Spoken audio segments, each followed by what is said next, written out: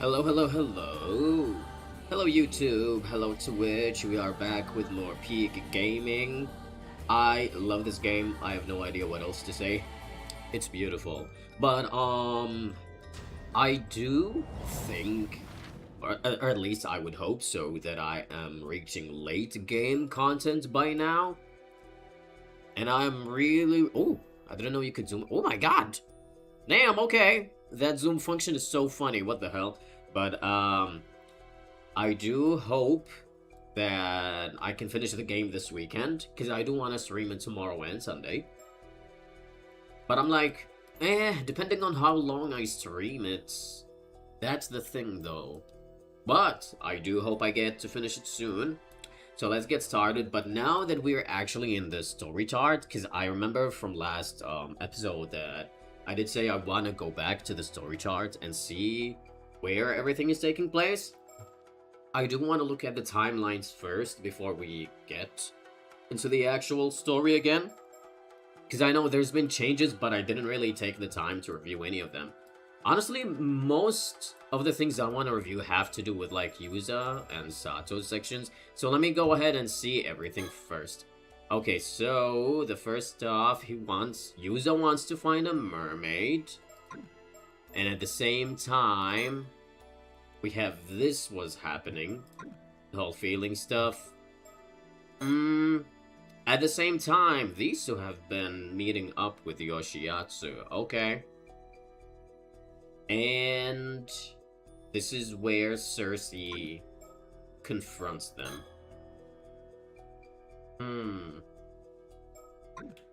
Alright. Unidentified skeletons. This is... suspicious woman. Alright, okay. They just have a whole bunch of treasure hunts here. Then over here...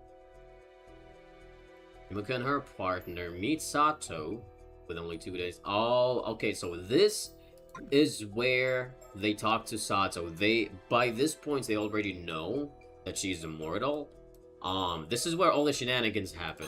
So we have our little diving minigame.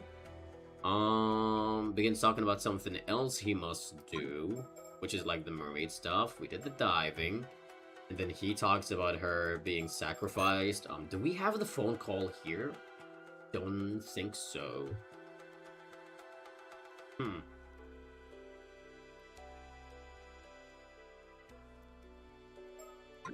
Alright. And then, of course, Amikawa's corpse gets found at this time. Investigate with the help of Masaru Ide. Okay, sussy man. While these two are investigating, they learn about the curse. Okay, so we have the bad ending over here. Dude, why are we still continuing with the bad ending? Oh my gosh. I guess it's just for them to show us that, yeah, Yuza's actually fine. But now he's depressed because everybody is freaking dead. Alright. So we're gonna get back in here. The confession happens. Okay, in this timeline, bad stuff. This? I'm almost wondering if this is gonna be like the good route. Because this was just like really good memories over here. They're just having a little chill time. Alright, Shadow. Oh, the assassin stuff. Yeah. Right. This was the same as that. Then we have this. Okay, so we're gonna go back to this one first, only because this is the bad route, and I want to get it out of the way. Let's get depression out of the way first, and then we're gonna get back here. I don't even know what this entails. What is this?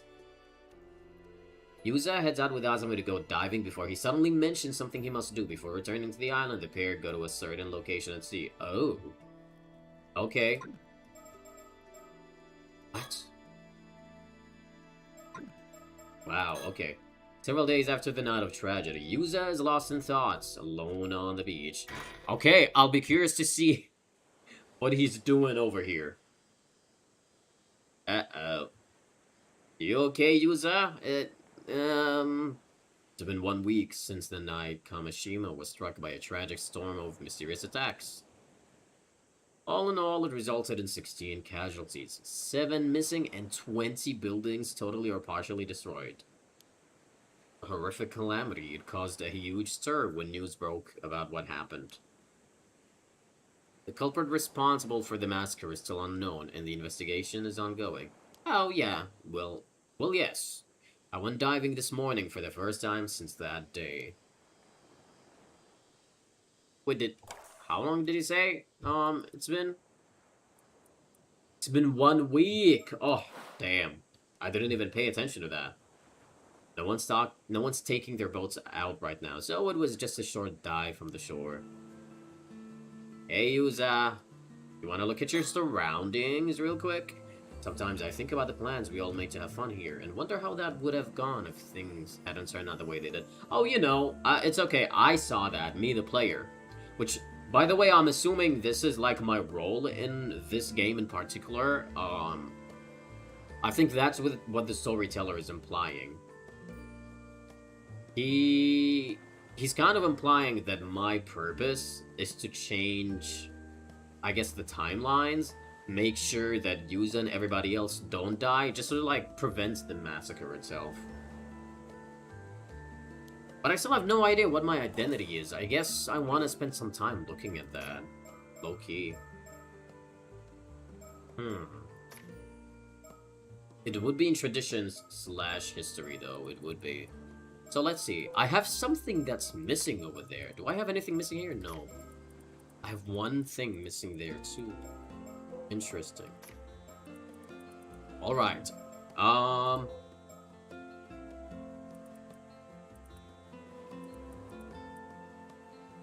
No, that's not it.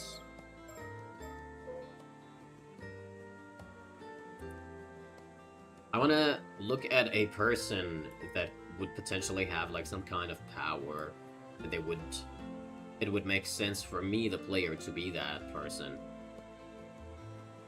Oda Nobunaga got assassinated. Kuki Yoshitaka, commander, has steadily been gaining influence.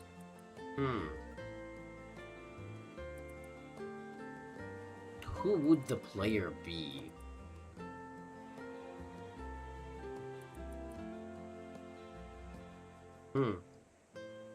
It would be funny if I'm like Yuza's other consciousness. Whatever that means. Don't even ask about it. Princess Hatsune. Girl, it would be amazing if I'm Princess Hatsune. That would honestly be great.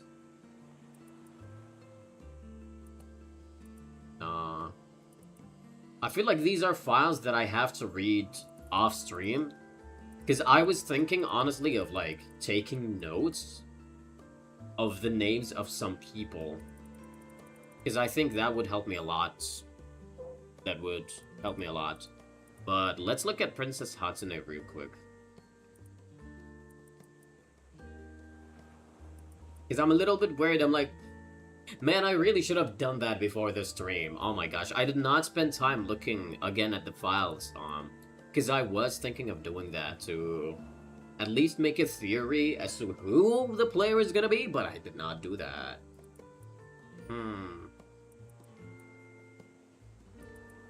Okay, Princess Hatsune. For enemy clans. Who's got each time? Aw.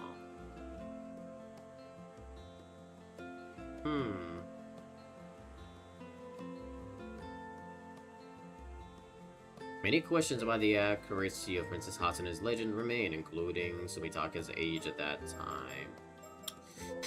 Interesting. Huh.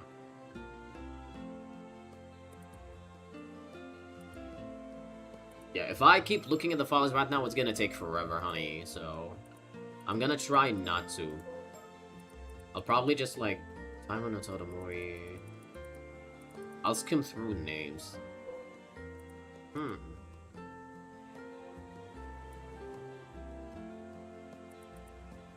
Forgot what happened to this man.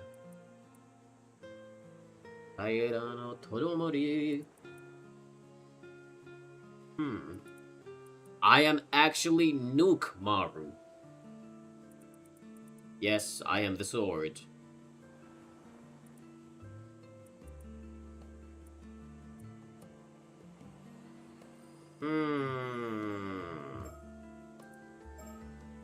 Ryugu? No, that's the... No, that's dumb. That's the place. Mermaid Mummy... Tomokazuki... Oh! Yeah, I don't think we touched upon the Tomokazuki a lot in this game, yet. Lived a young Ama diver, known for her exceptional swimming skills. The wind was strong and the waves were higher. Young diver dove into the sea, let alone any abalone. She paused, sensing a presence beyond her, turning... Only to come face to face with a diver who looked exactly like her.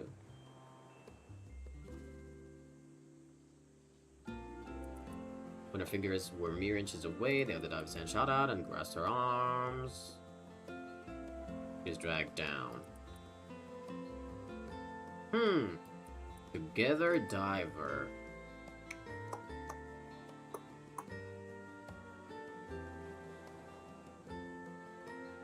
Same monotone symbol. I wonder if my identity has something to do with the Tomokazuki. It is pretty strange that we didn't touch upon the Tomokazuki that much yet.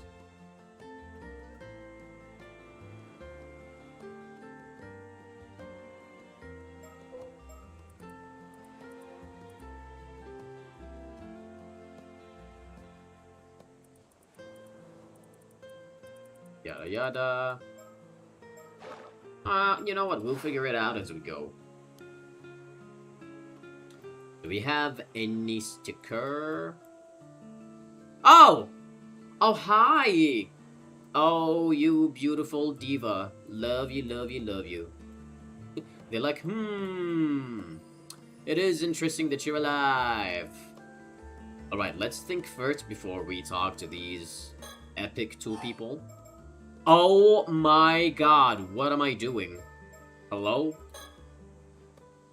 We still don't know who the culprit behind the massacre, the so-called assassin, was. The investigation is proceeding under the assumption that it was one of the people who went missing that night. But it seems like it's not making much progress. Among other things, they're having to conduct it behind closed doors, so word doesn't get out that it was created by Curse. Sure. Let's do that again. Tried to escape, most of them ended up getting caught in the storm and going missing.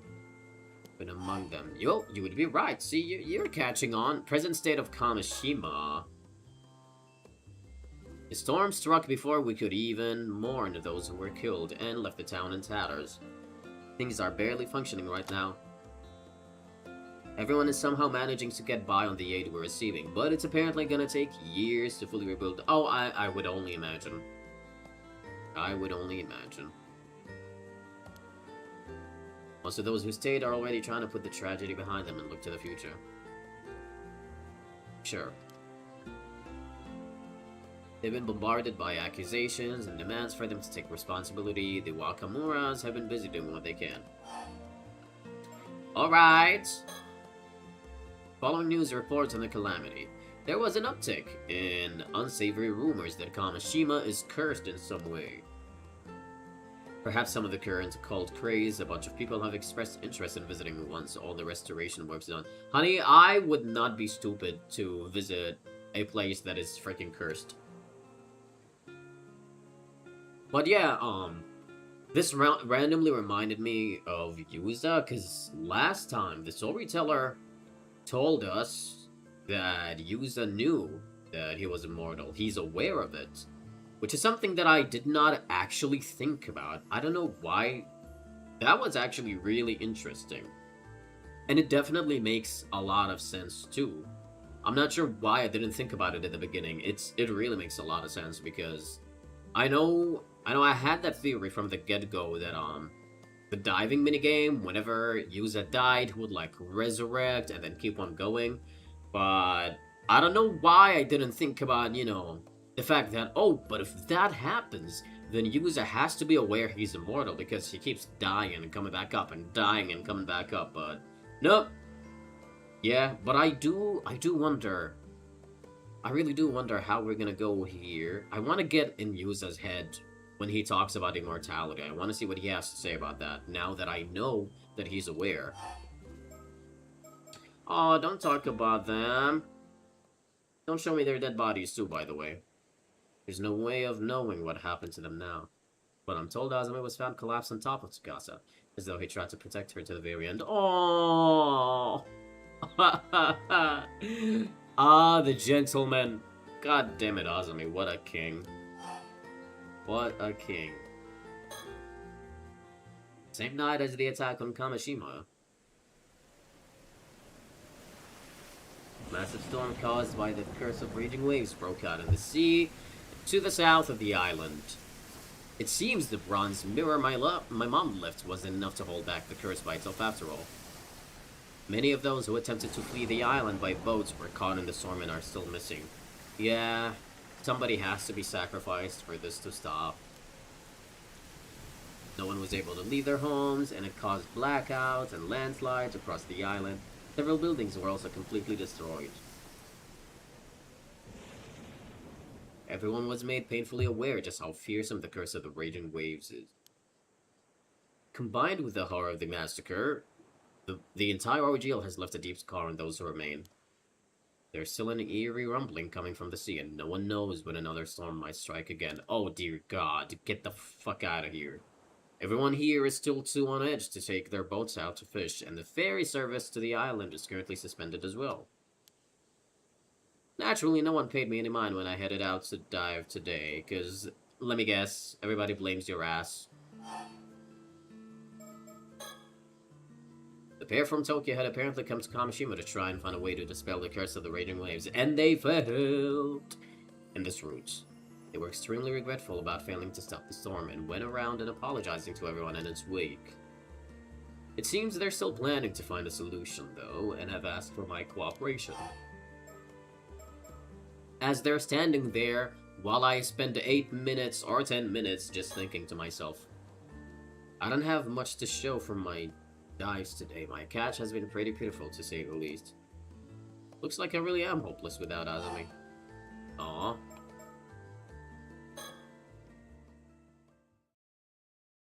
Unable to bear the tragedy that had befallen Kamishima, Sato Shiranami apparently gave herself over to the assassin and left the island with them. I don't know if whoever sent the assassin got what they wanted in the end. I'm probably never coming back. Oh! They took any chance of me seeing her again with them. Whoa. Recollection. Ooh. Oh. Okay. I doubt I'll ever meet her again. So we just unlocked something that happened in the past. Gotcha, gotcha, gotcha. Well, alright then, divas. Okay. After all that happened, I'm once again the only one left alive. Wait a minute. Oh, he's referring to the storm. Oh my gosh, I got so confused. I was like, did he like go through this a long time ago? But no, he's only become an immortal 5 years prior, so he's referring to the storm. I don't know if alive is the right word. I did get my head cut off once by the curse, after all. But to be honest, I don't have it in me to care anymore. I couldn't fulfill what I set out to do, despite swearing I'd see it through. I have nothing left, and then you're gonna have to live the rest of your 795 years, just being immortal and suffering. That sucks. Seems my fate is in the hands of that peer from Tokyo now. I don't know what they have planned for me, but whatever it is, I intend to accept it. Hello! Hi! Thank you, everyone, for everything. Oh? Goodbye. Yeah, I forgot they did mention what they were gonna do to the Immortals before. I just forgot what it was exactly. Like, they would lock them up somewhere? Oh my god, that is so long ago! Yo! I mean, I'm assuming, since Yuza is aware of his immortality, I imagine him and Sato know that each of them is immortal. Like, their connection runs deeper than we've seen so far. Yeah. Yeah. But anyways, what the fuck? Well, what would happen if I clicked on... What's their names? The Divas, because I didn't, like, talk to them. So let me see. Is it gonna do anything? Hair and traditional clothes. I don't think that he talks to them. I'm gonna be taken into custody. Yeah, okay. Alright.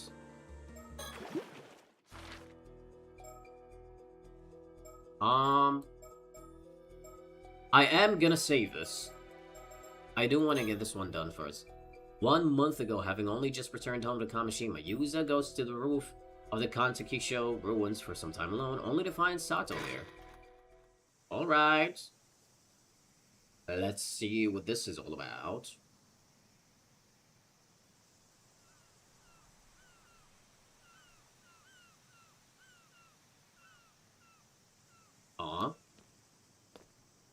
Hi, Sato. Is someone already here? How unusual. Well, you scared me. Darn, I didn't think anyone else would come here. Oh, I take it I'm not welcome. Didn't think there would be anyone else up here either, so that makes 2 of us. So, who are you? Ah! He didn't know her at that time. I'm Yuza Minakuchi. I recently moved back to Kamishima. Oh, well, of course he wouldn't know her. Oh my gosh, like, he came back this day, so, you know. So you're that old friend of Takasa's, was it? Yep, I don't think we've spoken before. You're Sato Shinami, right? Mr. Wakamura's relative. Nice to meet you. How do you know who I am? That's kinda creepy. You're pretty much the talk of the town. I'm sure almost everyone here knows who you are. Is that so? I'd rather not stand out. It's a small island. Word spreads quick about who comes and goes. Sorry, but could you leave me be? I don't feel like talking to anyone. I see. Well, I just came here to enjoy the view alone. I'll just be over here looking at the sea, so I won't be a bother. That work for you? Fine. And then we look at our surroundings. You can see all the way from Isebe out toward the Enshu Sea from here. It's a great view. But that doesn't mean I want to share it with anyone. Thankfully, most of the islanders don't come up here that often, so I sometimes come here to unwind. Bar Shore, let's look at that.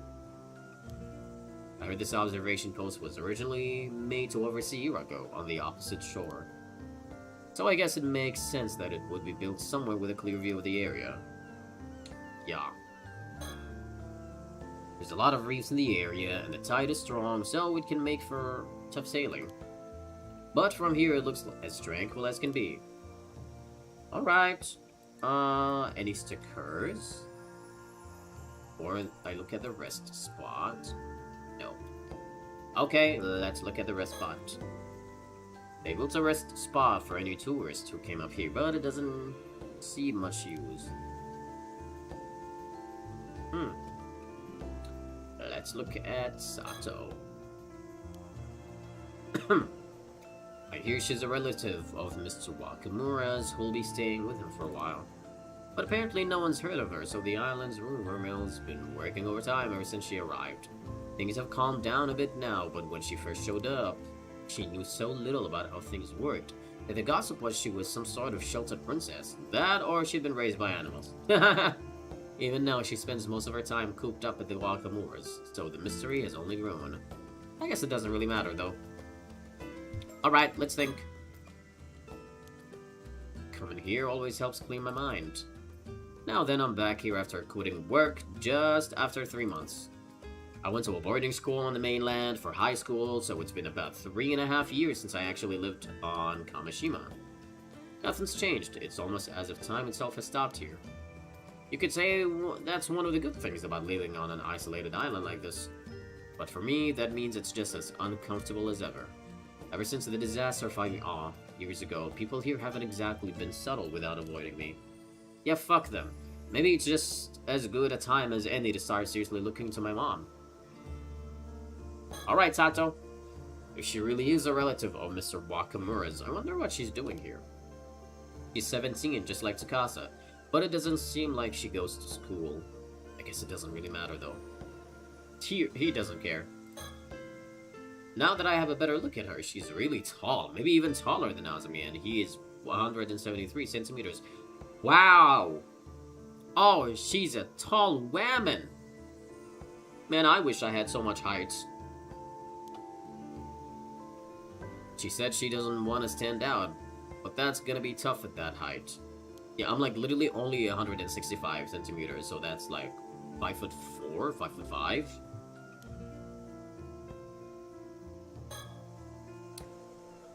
She's been staring at the southern sea this whole time. Could it be she sees something out there? Said I wouldn't bother her, I should stop. We gotta think again. The processing plant I worked at wasn't a bad place or anything, but working there didn't feel that fulfilling either. I just happened to come across it when I was looking for a job. I've never really been sure what I want to do with my life. Azumi has always had a clear goal of becoming a fisherman. To be honest, I've always felt a bit jealous of that. After losing my parents in the disaster 5 years ago, people not only began to avoid me, they avoided talking about my mom as well. At some point, I honestly began to wonder if there was much point in me I've only made it this far because of my gran and Azumi. Damn. It's just so tragic. And it just hits different, I guess, when, you don't see much purpose in you living, but you're immortal now, and you still have, like, God, over 700, almost 800 years to go. That is crazy, dude. I could never forgive myself if I made the two of them sad. They're the only reason I'm still here, drifting through life. Not that there's much else I can do here. I've gotta find some work here soon so they won't worry about me. I've always been good at swimming, so I've actually been thinking about ama diving as an option. I haven't gone swimming since the disaster, but I wonder if Gran would be happy if I followed in her footsteps and became an ama diver. Maybe I'll start looking into it in secret, though I'd only be able to do it during the diving season, so I'd still have to find something else. Yeah. I wonder if there's anything else besides thinking low-key. Came back here to take care of Gran after her injury. This is literally just like Yuza's backstory and lore dumping. Wouldn't be surprised if she said she was planning to go back to diving. Kamishima women sure are made of sterner stuff.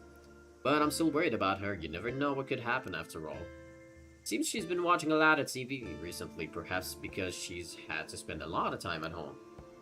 She seems a bit bummed that she doesn't have anyone to talk to about her shows though. Aww. More thinking? Azumi was really happy to hear that I was coming back to Kamishima. Even helped make sure my return would go as smoothly as possible. Can't thank him enough. He's a true friend. Oh, he's a bro. Gosh, he's literally... oh my, he's him. This man is him! But he's involved in a bunch of stuff around the island now, so he's much busier than he used to be. It goes without saying, we can't mess around like we used to anymore. Tsukasa has also put some distance between herself and us since she started high school. I guess she's a bit self-conscious about things now. I was hanging out with her, but maybe this is just part of growing up. Still, it's no exaggeration to say that it's all thanks to Azumi that I'm able to live here like this. Won't do anything to let him down. Of course, it's all for Azumi! Right then, time to think of how to make my own way through life from now on. Sure, I have plenty of time, but I don't want to be a burden for any longer than I have to be. On the contrary, if there's some way for me to make a graceful exit and draw the curtains on it all, maybe that would be for the best. Oh, I guess I guess that's probably, like, his real goal. He wants to find a way to stop his immortality. There should be a way, obviously, with the whole box, I think. When you open it, like, the age comes back to you. Same thoughts been lurking in my mind ever since that day. What's the point in living if I'm just gonna cause trouble for Gran and Azami? Oh, don't think about it that way. What the hell, man? God damn.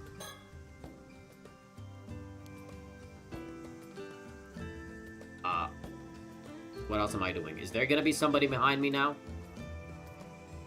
Who's behind me? Nobody.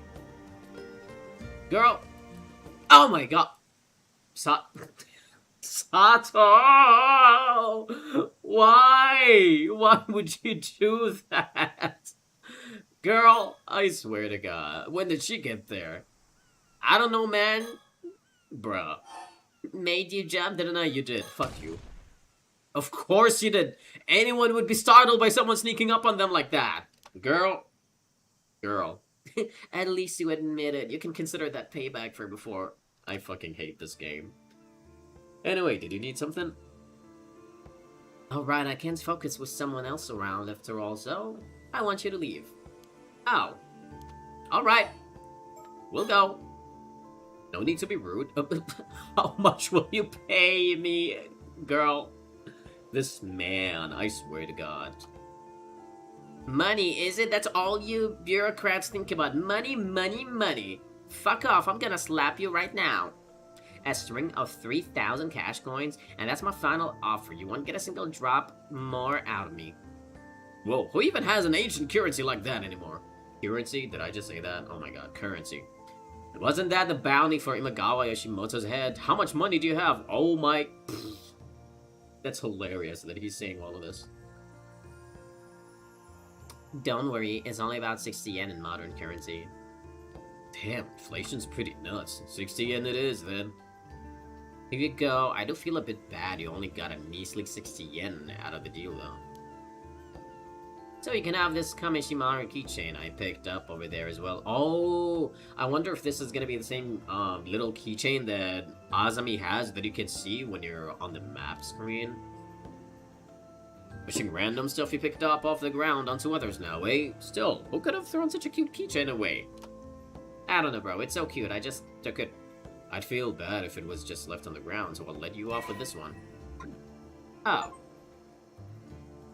Acquire the keychain? I just got an achievement for that? Why? Sorry for the interruption. Huh? Uh-oh. That's how it is. Is something wrong? No, I was just thinking it must be pretty tough. Yep, pretty tough. Pretty rough, alright. It's none of my business, though. Bye. Wait, what? How am I supposed to just walk away after you say cryptic stuff like that? But if no answers are forthcoming, I'll simply have to be on my way later. Can she identify that he's also mortal, though? Is that what she was implying? I don't get it. I don't know. But we will know at some point. Anyways, let's go to this certain location as I drink my water.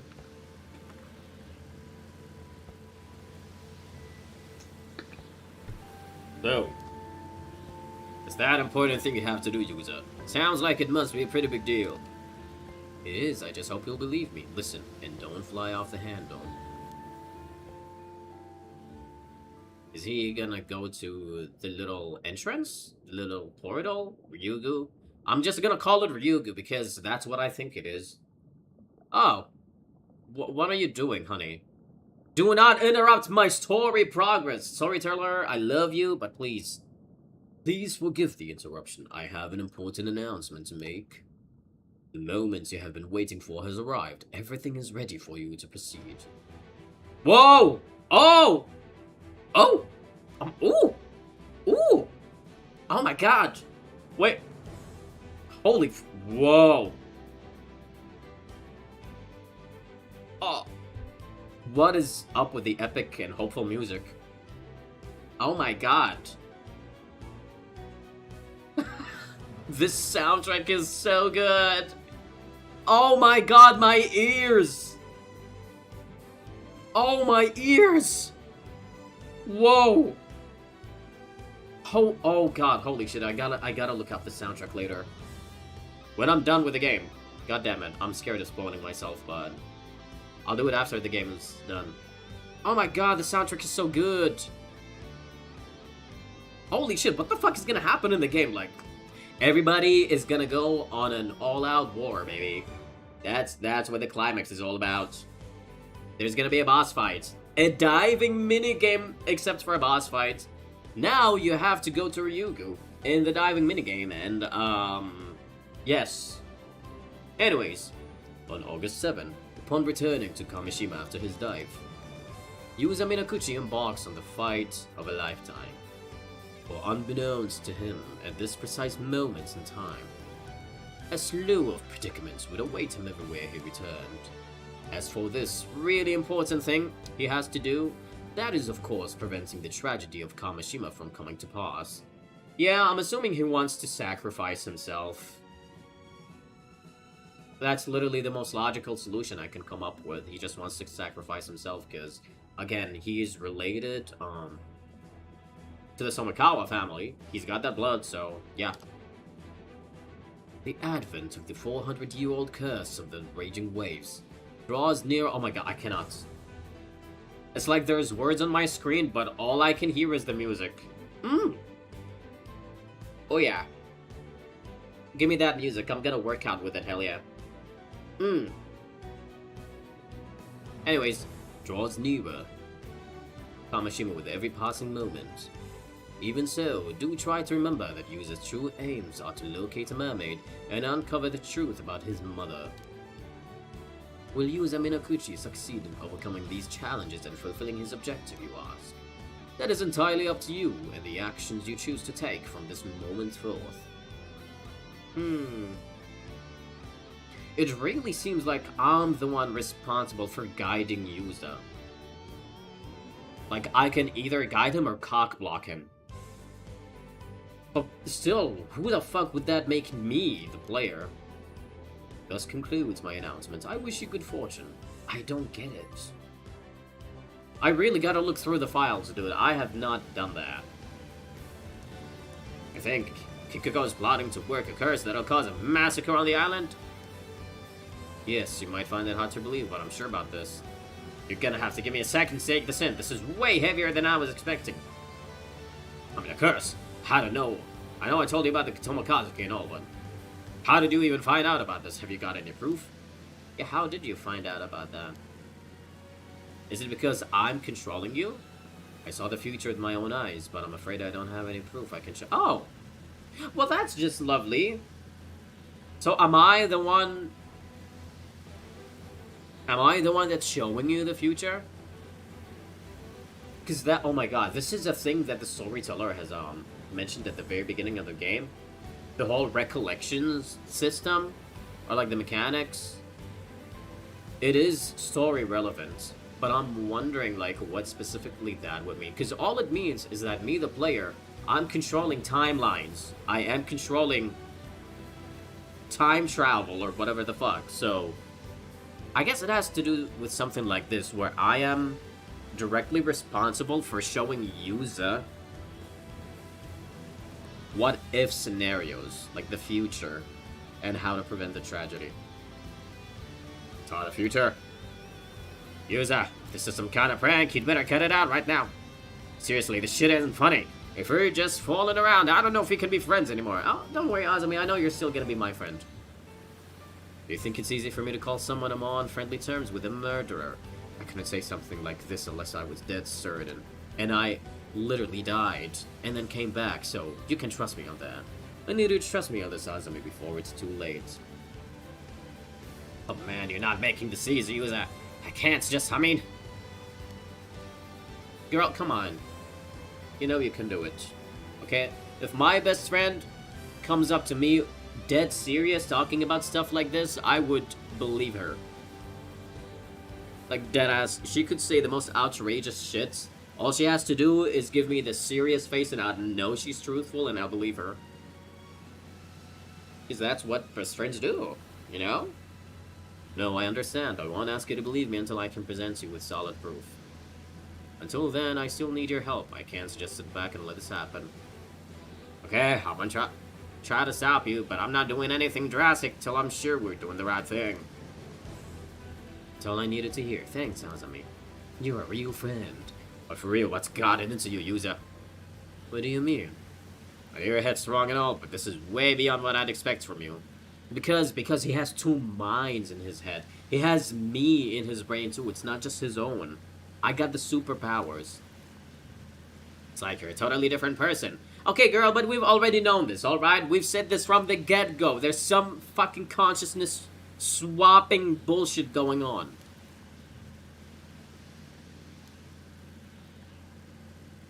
Come on, you're exaggerating. I'm the same old user I've always been. Yeah, sure.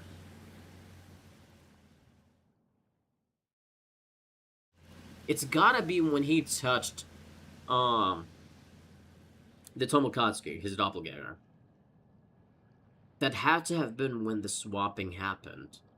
Either a consciousness swapping or a merge happened, where like two became one kind of deal. I just don't get what happened or how it happened. What are you two doing here? And what's with that get-up, user? Don't tell me you've been diving. Shut the fuck up. We just go over to her boat, like, shake it and freaking drown her or whatever. Get the fuck out of here. Ikako, do you have a minute? I heard you were heading out to the northern shore. The fish in the bay today, so I came out to find you. Where'd you hear that? I only just decided that this morning. I didn't even tell anyone. Oh, don't worry about that, Queen. You don't have to worry about that. All you have to worry about is the fact that we're gonna drown you right now. Blah! Flip the boat. I'm immortal, bitch. Alright, surrounding. We're on the northern side of Kamishima. Not many people come here to fish. Sticker? There's gotta be a sticker somewhere. No? Girl, what is up with... Oh, no. What is up with the lack of stickers? Azami? What do you got? Trying to believe in me. That's a good start, at least. I love Azami so much, man. What a great guy. Can I talk to you? Be sure about this, just so we're clear. I'm leaving the talking to you. Oh, yeah, don't worry. Just leave it to me. I'm good at that. Let's think while we're staring at handsome Azami. This is where it all begins. This is my chance. I have to find a way to change the future. It's me. I'll change the future. I got it. Don't do something like that on a whim. Whatever her motives are, they must be powerful. Even if I somehow manage to get her curse stone, there's still the risk that whatever destructive impulse has a hold of her would drive her to make the tragedy happen some other way. That's why my best bet of containing the situation is to try and distract her. I'm gonna change the future, one step at a time. So, essentially, you are gonna kill her. There's no rush after all, since we came here instead of heading back to the ports. Things are already different. Yas, bitch! I don't want to put Kikuko on the guard, though. I'd better opt for a subtle distraction. Okay. Let's look at her, though. Hey, Queen. She's looking at us suspiciously. Yes, she's an assassin. She knows when things are wrong, honey. But I guess that's to be expected. We surprised her here alone, after all. Alright, me. Alright, I do really want to take the time to look at all this shit. Give me one moment, I'm gonna do something. We're gonna take, like, a good break from the game over here. Since we are pretty far into where we can make theories, I'm gonna get a notebook. I think I have some, like, in the back here somewhere. I'm gonna get a notebook and a pen. I'm gonna write stuff that I think that are important, and we're gonna go from there. Give me a moment.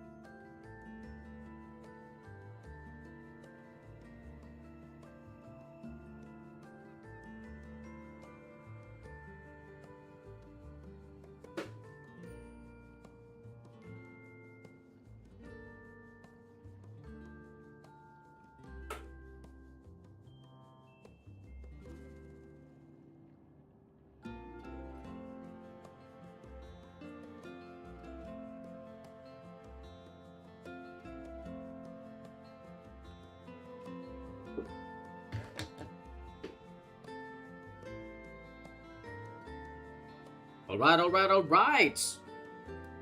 We've got this. I've got a big fat notebook with me, and I am so ready. I really wanted to do this off stream before, but I am stupid. I didn't do it.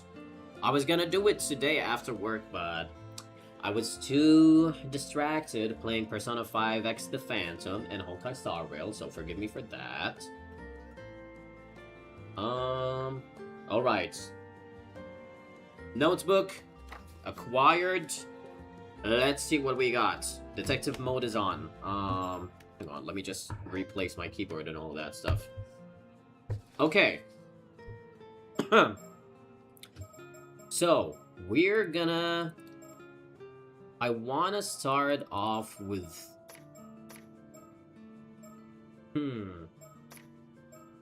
Oh, some of these are interchangeable. Oh, no. Oh. Like, some files are in multiple categories. Oh. Never mind then. I think I'm just gonna go, like, in order over here. Okay. Just kidding. We're gonna look at this.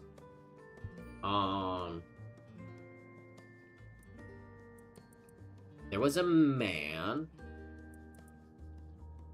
Okay.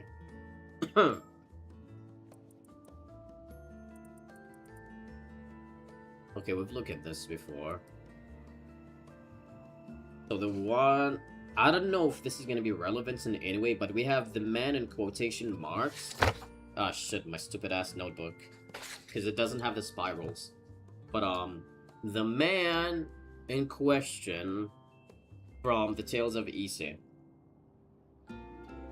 I don't understand why this would be relevant. It's just a good thing to take a note of it, so I'm just gonna put question marks next to it.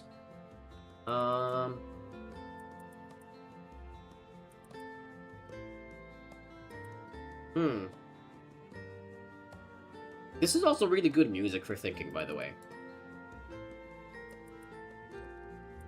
I don't think it's gonna be relevant beyond that, though. And we already used this file for, like, a puzzle, so let's keep going.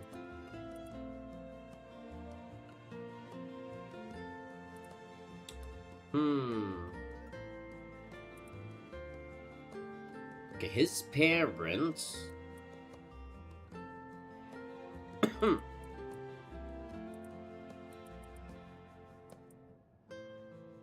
Yokichi Kumoi. Missing... I don't think these casualties actually matter, so...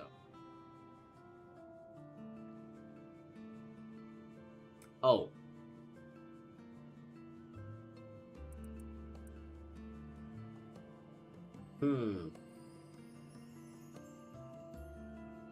Okay, I don't need to put down Mare Minakuchi, because we already know who she is.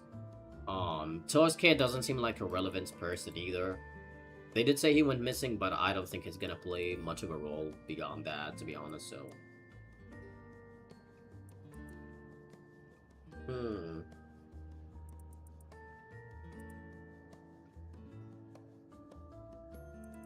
Then we have Azami. Yeah, we know that Mare did something. Is that important to put down? I guess I'll put it down. So Mare's intentions. I'm writing this down. For taking Yuza out. Alright.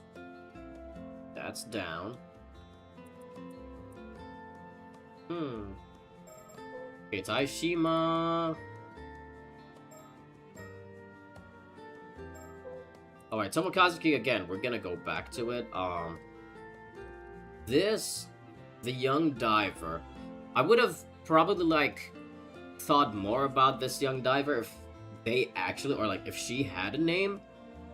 Because if she did, I would have probably, like, theorized that, oh, maybe this has to do something with like, our identity as the player, but I don't know if she's gonna end up being, like, anything important, but I'm still gonna put that down. So, young Tomokazuki diver.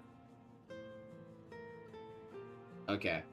Because we know I mean, the only thing the story says, they never really said that she died, per se. It just said she got dragged down. Who knows what happens when you get dragged down, but okay. And obviously that happened to Yuza in this timeline that we're in right now, which I'm assuming him touching hands with the Tomokazuki is what caused him to be a different person right now. Or maybe that was like 5 years ago. But I have more reason to believe that it's the Tomokazuki that caused that. Either that, or it's the fact that it's me, the player, because I am essentially, like, merged with his mind, guiding him or whatever. But, anyways, Hamon and Doman symbols, alright. Okay, the mermaids. Kind of gone through this. 6 mermaid sightings. Right now, more, like, focused on the identity of these characters, so I'm kind of like jotting down names and whatnot. We already know Yao Bikuni, she's Osato, so I think that's fine. I'm still gonna put Yao Bikuni down though, aka Osato, because there is probably still more mystery surrounding Tato, even though I feel like most of it has been uncovered, seeing as she already said she was like the sacrifice 400 years ago. So yeah, but now we have like the 3 mermaids. So 3 mermaids, gonna write that one down. Okay, we have Sobae. Dude, the name Sobae is so heavy on the tongue. Oh my god, Sobae. It's so tough to like say it, kind of, because most of it is just vowels. Sobae. Okay, Nagame. And then we have Hayase. I don't know if we got more. Oh, I forgot which mermaid we have as a curse stone. Is it Hayase? I think it's Hayase. So Hayase is the one from our curse stone. Sobae is Mare's friend. So that leaves Nagame. We still don't know who Nagame is, which I wouldn't be too surprised if it turns out to be Yumeko.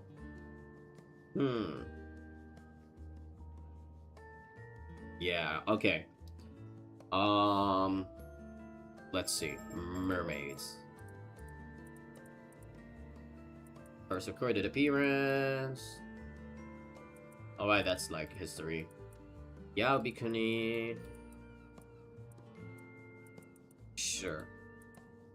That's okay, we're not gonna look into that a lot. Alright, Sato. To a mermaid, we kind of know who that is.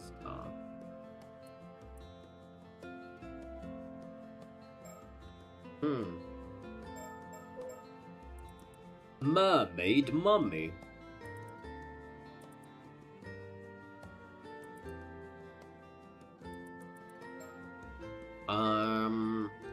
Alright. Okay, Urashima Taro, this... Okay, I really gotta take notes of this one. I feel like this one, the Heike, Taira no Tadamori, the Princess Hatsune stuff, that's all important. Okay, Urashima Taro. Lived in a village by the sea. I'm gonna put down his name. Urashima Taro. Alright. Sea Turtle! Ryugu Palace. Right. Got the Ryugu Palace of the Dragon King. And of course, Ryugu became the portal for the mermaids.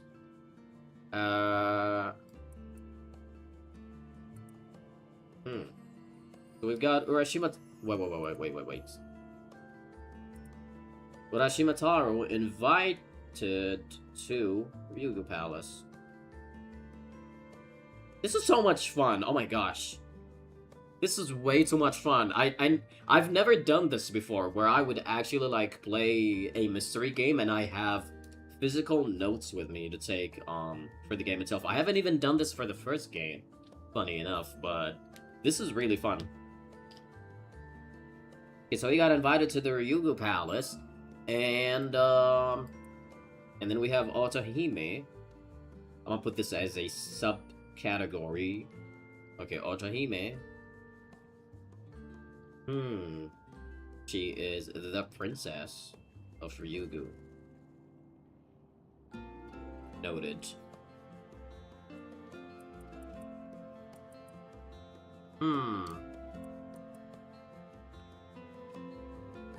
Oh, okay, yeah. She's the one who gave Taro a tamatebako. Right. Wanted him to never open it, but then he did.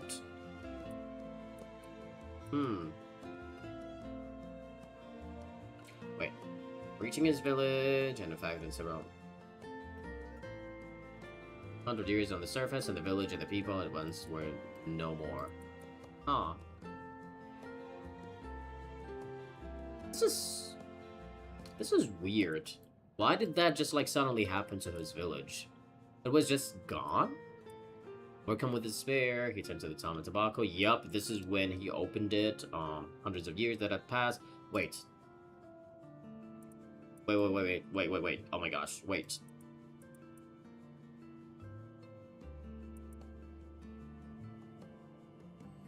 Permission to return home. Granted his request.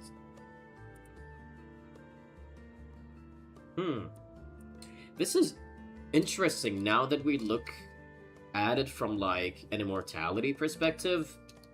Because, like, he asked her for permission to return home while he was at Ryugu's palace, at the Ryugu Palace. And for some reason, she gave him the tamatebako for immortality. Why would you do that when he would just, like, normally request to return home? Like, ah yes, I want to go home. Guess what? I'm gonna give you immortality. What?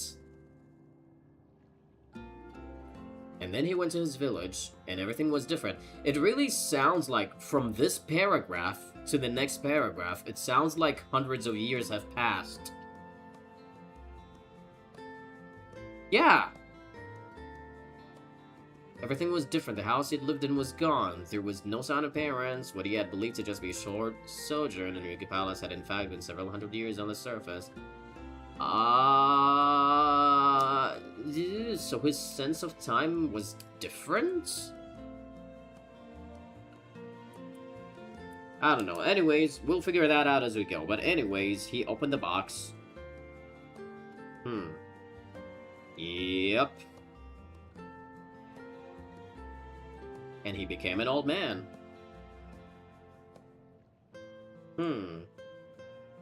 Alright. Ryugu, the abode of the god of the sea. Alright. I feel like everybody and their mom already, like, figured out that Ryugu is that little portal that we saw. Okay. The seafloor.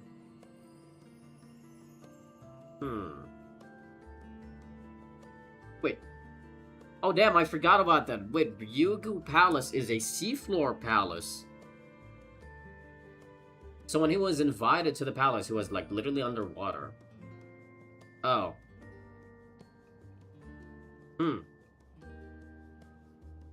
There is as a ruler of Ryugu Palace, but Otahime originally referred to priestesses serving the god of the sea. It's something about Ryugu, man. So I'm actually put that down. So Ryugu is a seafloor palace. Of course. Okay. Tamatebako made his appearance in the... Okay, over there. Yeah. So Otahime, she had that box with her. She was aware of what it does. Interesting, Otahime. Mermaid's original home. Oh, I'm an idiot. Yeah, okay, Otohime was like a mermaid. Yeah. Literally, it's Ryuga's like an underworld palace, got it. Yeah.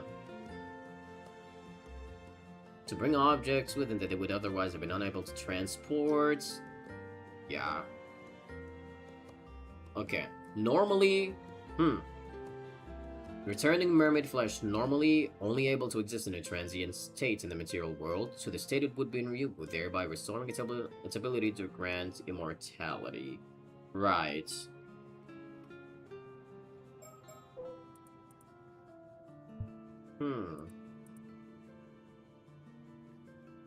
Okay, so we have talismans. Not sure if this is gonna be, like, that important. Let's skim it. Let's skim through it. The deity Gozu Tenno. Or, like, the deity. What the fuck is Gozu Tenno? What the hell?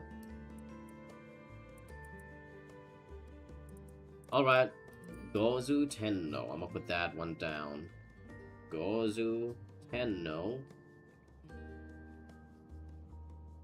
Should probably put, like, the title of these files, too, so I don't, like, confuse myself when I put down the notes.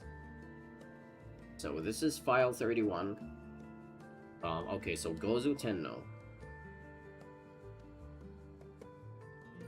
Who the hell are you?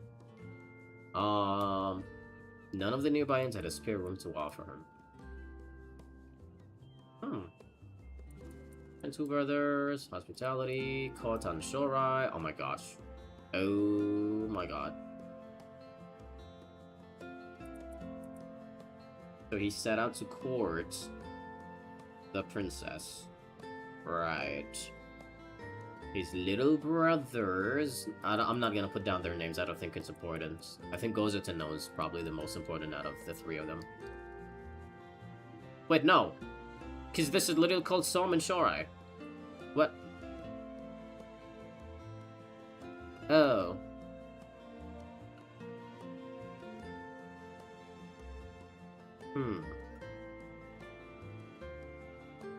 It said that hanging a wreath of miscanthus reeds in a charm declaring oneself to be a descendant of Som and Shorai. Okay, I'm gonna put Som and Shorai down here.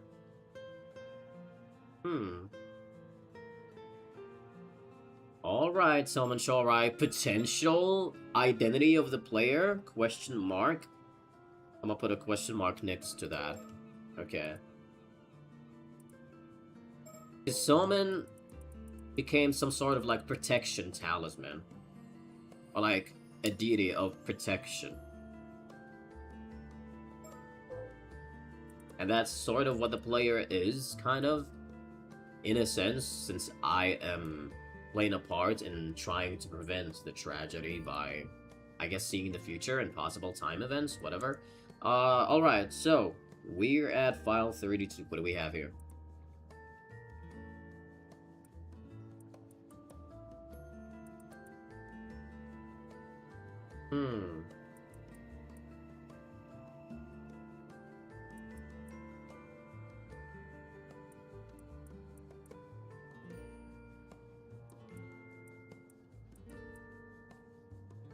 Oh gosh, this lineage freaking confuses my ass.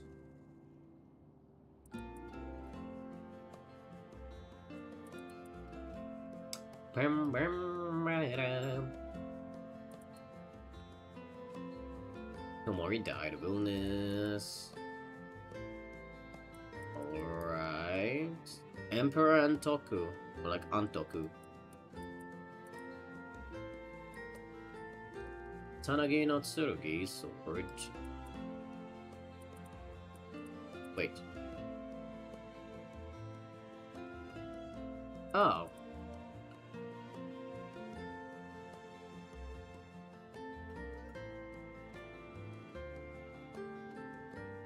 Okay, so we have two things that I want to put down in my notes. Not the names. I don't think the names will do me much good if I put them down. So the sword, Sanagi, no, Tsurugi, is lost to the sea. Lost at sea. Alright.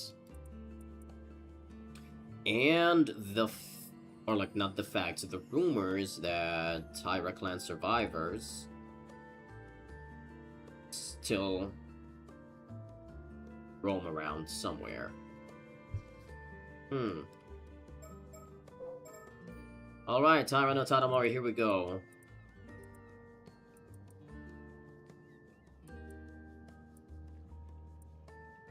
Right.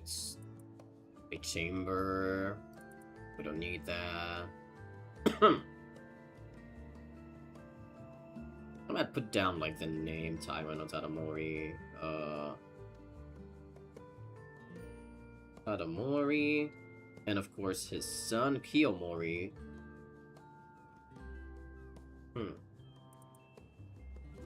Strong will. Is modest. Nukemaru. I refuse to call it Nukemaru. Alright. Okay. That's Tadamori's sword, Nukemaru. Why am I putting that down on my notes? I got no idea. But it's there.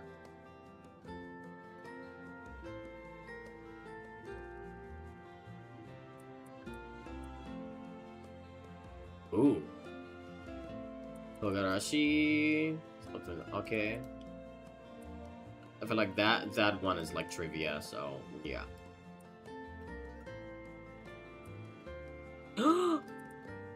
Oh, how did I forget about this? Wait, the Nukemaru.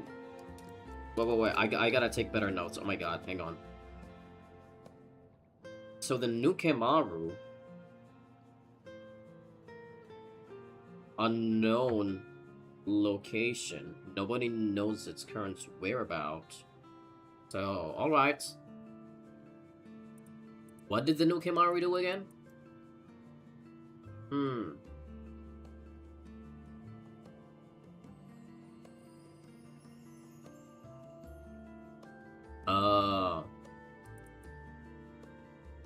Okay, so the Nukemaru saves its owner. Gotcha. Mermaids of Betsuho. What do we got over there? I'm gonna put that down. So, Betsuho mermaids.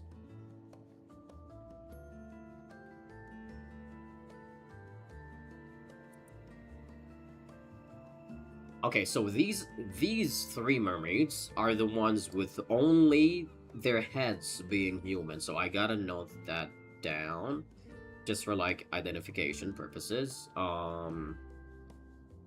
Human heads. I'm just gonna put that down. Human heads only. As opposed to the other three mermaids who were known for being like the more beautiful mermaids, I guess. Alright, they're also known as Ningyo. Sure, buddy. Yeah. Okay, so put them in the box. Oh. The remaining mermaid was cut up and eaten by the fisherman.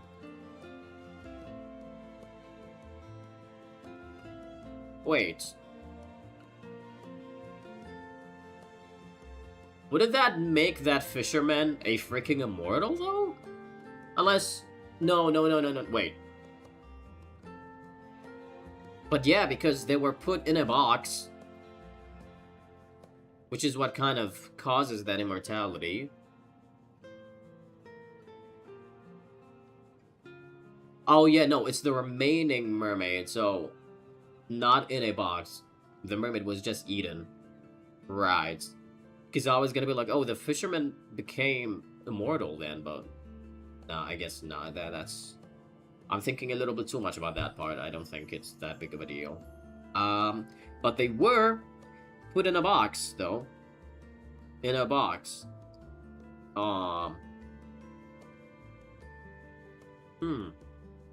Wait, so he refused... Hang on. Tadamori refused to accept them. So the question is, where did the boxes go then? Are these the boxes that have been handed out? to, oh god, what was his name? It's slipping. Kippei Ikoma and Somakawa. Because if they had those boxes, the contents in these boxes could be these mermaids of Betsuro then. They never really say anything about where the boxes went, or they don't really acknowledge that the boxes are missing. Alright. Cookie Shinobu! I mean... Princess Hatsune. What do we got over here? I miss Cookie Shinobu. She's like one of the best characters in Genshin. Okay, so the Cookie Clan... Cookie Clan. Pirates who became feudal lords. Pirates. Okay, became... Feudal? I don't know what that word is, but it means something, I bet. I like how my avatar keeps on, like, lagging every once in a while, because I am riding. Look at my avatar. It just, like, stops moving every once in a while, like, every few seconds, because I'm just riding down. Anyways, so the Sengoku period. Right, they were in the Sengoku period. Okay, Kuki Yoshitaka. So we have Kuki Yoshitaka.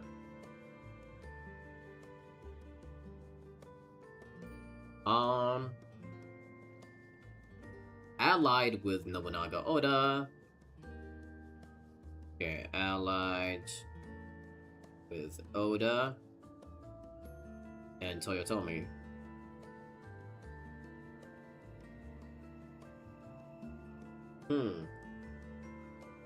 I know this whole section is probably not gonna be that, like, interesting to viewers, but, like, viewers in the future.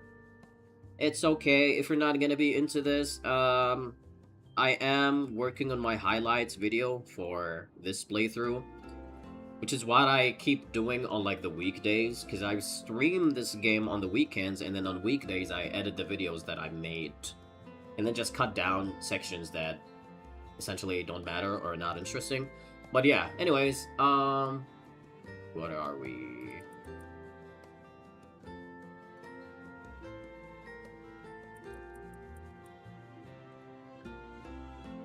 Okay, so Sumitaka, hang on. Now we have Sumitaka. Sumi! God damn it, I'm having a hard time writing down Sumitaka. Okay. He is the head of the Kuki clan. Now. Head of Kuki clan. Yoshitaka. Did I put... Yeah, so Yoshitaka was his advisor. Oh! Okay, so he died. Okay. Dead. Alright, that's one less character to worry about, jeez.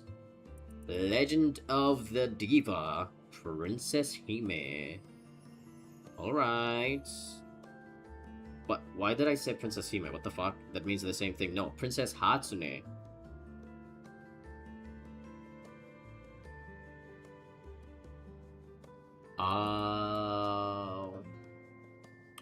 Ooh? Yeah, the drama... Wait. Princess Hatsune's beloved was a member of the enemy clan.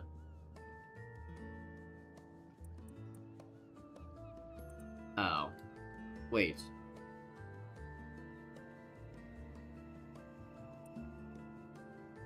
Okay. So... he's his daughter.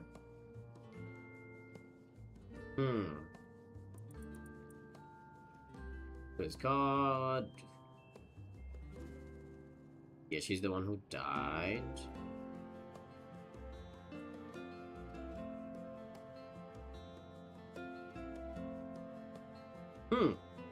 So this is interesting. Wait, let me put down that Hatsune is dead. Through Delphin well. Okay. It's interesting that the file is acknowledging that nobody knew Sumitaka's age at the time, so I'm actually... No, I don't think that matters much. Never mind, because he's dead. Whatever.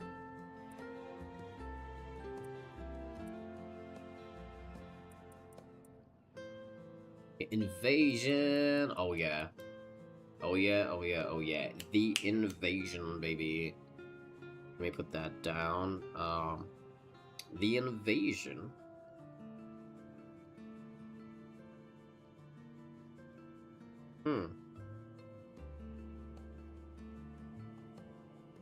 Okay.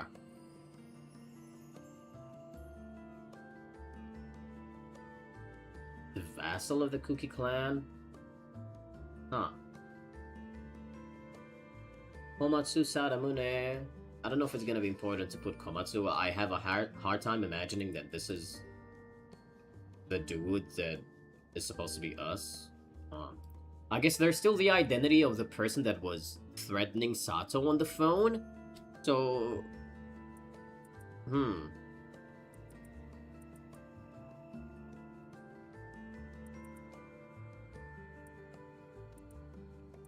Okay, this is just like the war. Or... yeah, the invasion, not the war.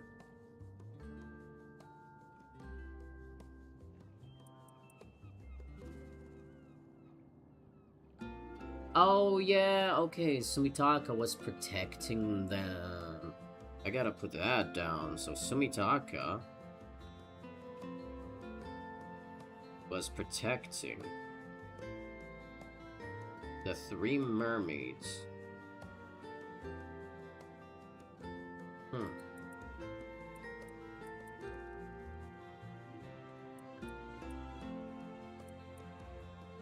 Okay, freaking Komatsu reported this. What a snitch.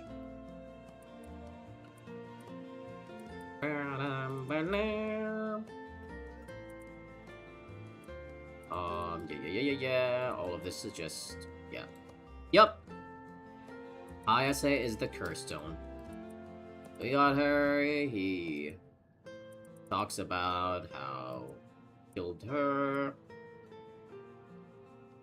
And then, yeah. Alright, so Sadamune. Let me put that down. Sadamune was the one who destroyed...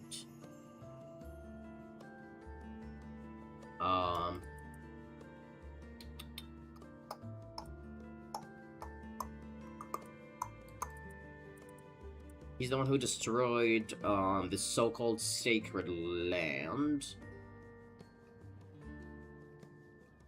Which is most definitely the door, that leads probably to the mermaid world. Shrine. Okay. So he's the destroyer. And then they died.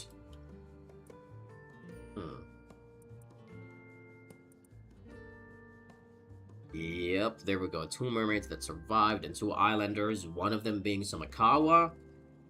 Shit, I'm running out of space in this page, so I gotta turn it around. Okay, so...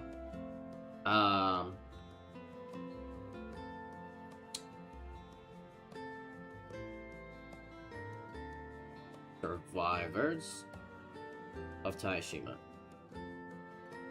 Is it Taishima or Taishima? I forgot. Yeah, it's Taishima.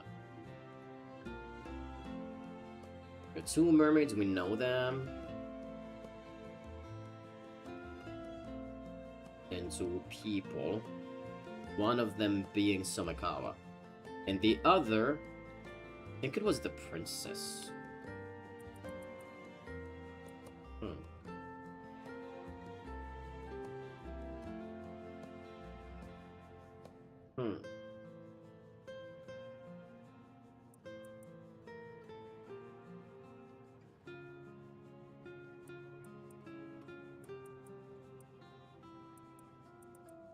Mitaka turns to Tsuchimikado. Oh. Tsuchimikado? I know I've read that name before in this game, but every time I read it, I cannot help but remember the character from a certain magical index. Anyways. So, Sumitaka.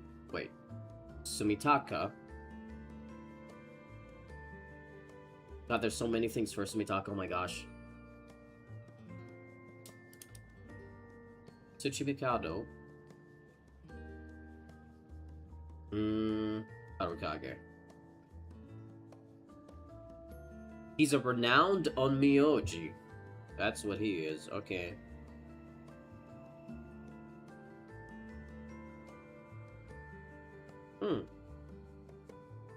Oh, he's a friend of Princess Hatsune. Alrighty. It's funny that I read all of these files like once or a couple times before, but I don't remember jack shit unless I like actually focus on reading them.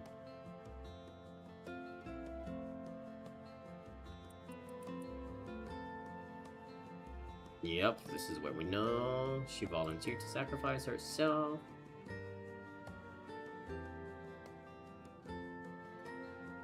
So Princess Hatsune is Sato. Maybe. That's the only thing that makes sense. Because she was the sacrifice. At least for the first 400 years? Wait. No, they're not the same person. No, they're different. Okay. So, Hatsune was the sacrifice, the first sacrifice.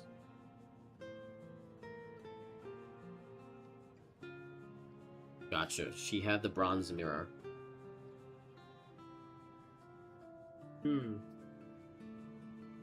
Alright.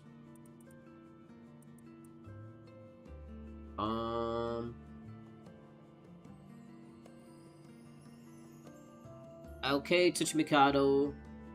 You created a curse zone. Oh, let me put that down actually.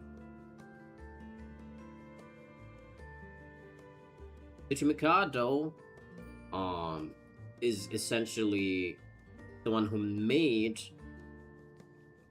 the Forsaken Fish Curstone. Curstone Maker. Okay.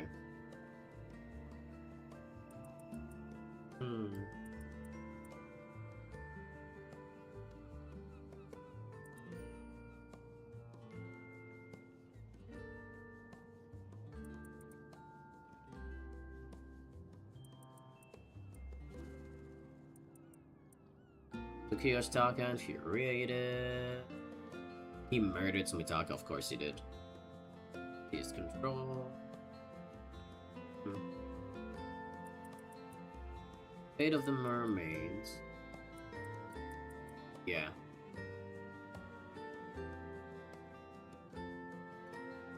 Journey that would span the next 400 years, enamored by the idea of fairy tale romance, she was said to have been enthused at the thought of finding her own tale of eternal love as she left. Huh. Well, this is also why I think Nagame is gonna be Yumeko. Yumeko keeps talking about her husband and all of that shit, and that she just wants to go home. Like, she has this thing for romance, right? Which is like the same as Nagame. Okay. So I'm gonna put that down. She's free-spirited. Just to put down her personality, because I think it is gonna be Yumeko.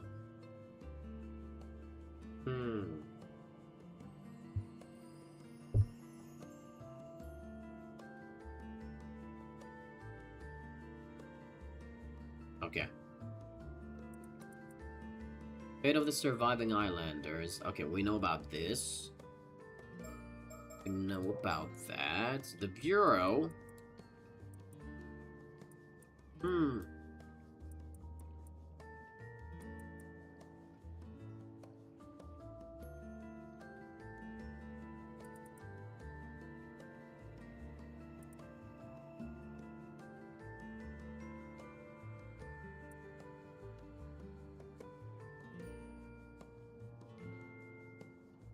Okay. I'm not gonna go through all of these right now. I think I'm gonna do them in different sections.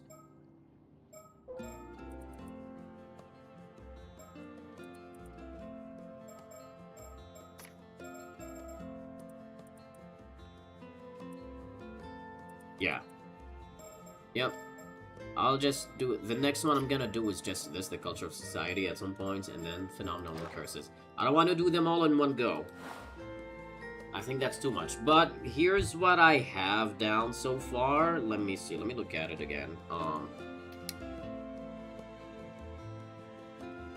So I put down in question marks the man that's been in quotation marks under the files of Tales of Ise. I still don't know why they keep putting that word in quotation marks. That's a little bit sus, but I put it in question marks too only because I don't think it's gonna be that relevant anymore. Because we already used that file for one evidence before, so yeah. And then we still gotta know Mari's intentions for taking user out, because I don't understand.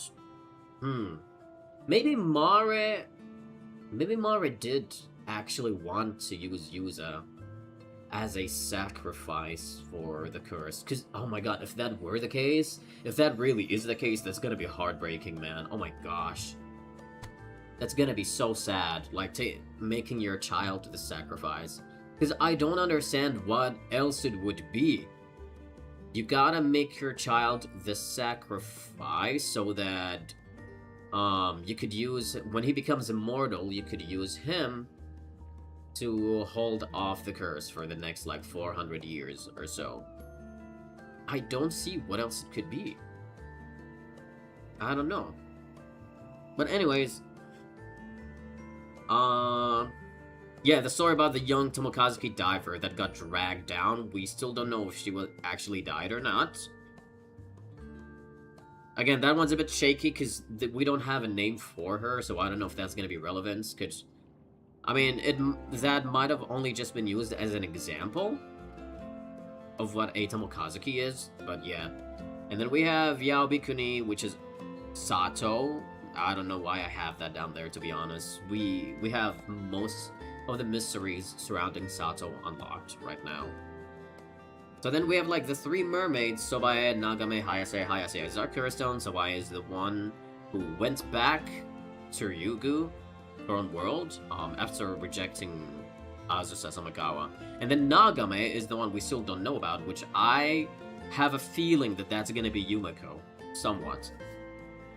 Okay, and then we have Urashima Taro, who was invited to the Ryugu Palace, and Otahime is the princess of Ryugu, and she's the one who gave Taro the Tamatebako. When he opened it, he became an old man. Which we still... I don't think we know the fate of Urashima Taro, by the way, so I'm gonna highlight that. I don't think they ever mentioned what happened to him. They just said he became an old man. So part of me is wondering if he, like, opened the box. I mean, obviously, age caught up to him. Like, it reversed the immortality after opening the box, but I just don't know what happened to him. There's also the mystery of Kippei Ikoma, which I feel like the man in the file, the missing person, Kippei Ikoma, is somebody who's totally different from the Ikoma that we met. I now think that they're two different people. I do. And I think, actually, we're taking a break from what I have on my notes right now. I think this Ikoma, oh, not Ikoma, it's Ikoma. This Kippei, for one, he's not the same person as the actual Kippei on the files, the one that was missing. I think,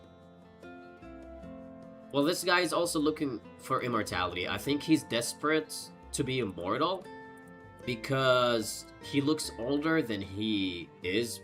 I mean, he's 26. I'm 26. This motherfucker looks like he's in his mid-30s. But anyways, I think he's looking for immortality because he wants to gain it again.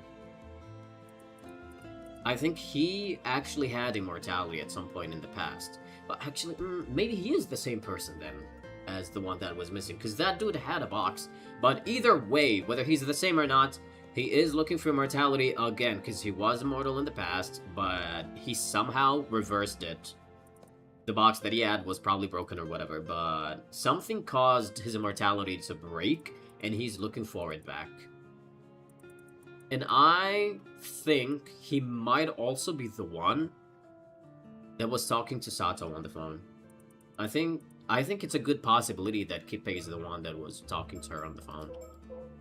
And then Suigen Gamiota's here, which, by the way, I'm just gonna go ahead and say, there's a lot of things I forgot about the first game.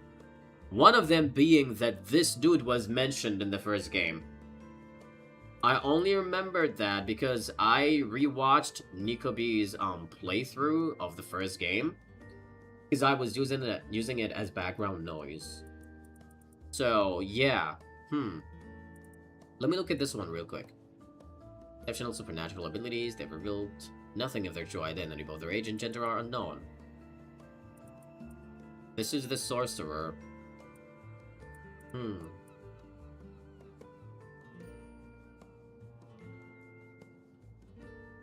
Exorcism, identification of guiding spirits, telepathic readings.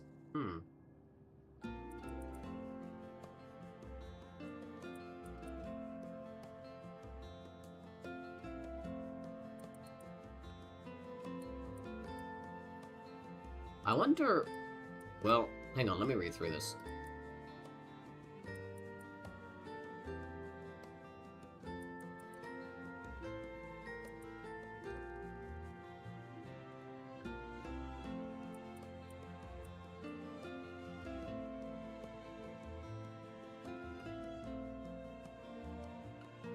Okay, so besides Soam and Shorai being a potential candidates for the player's identity, I think Suigen Gamyoto might be another candidate.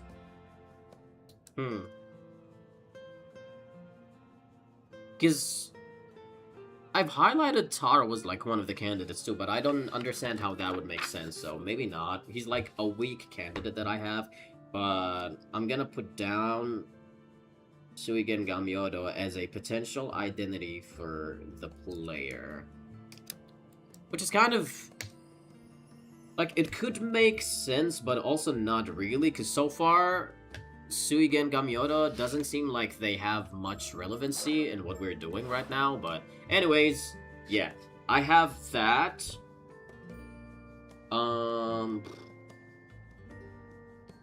Yeah, we're gonna go over the notes later. I have them over here, so that's fine. Let's make progress on the game right now.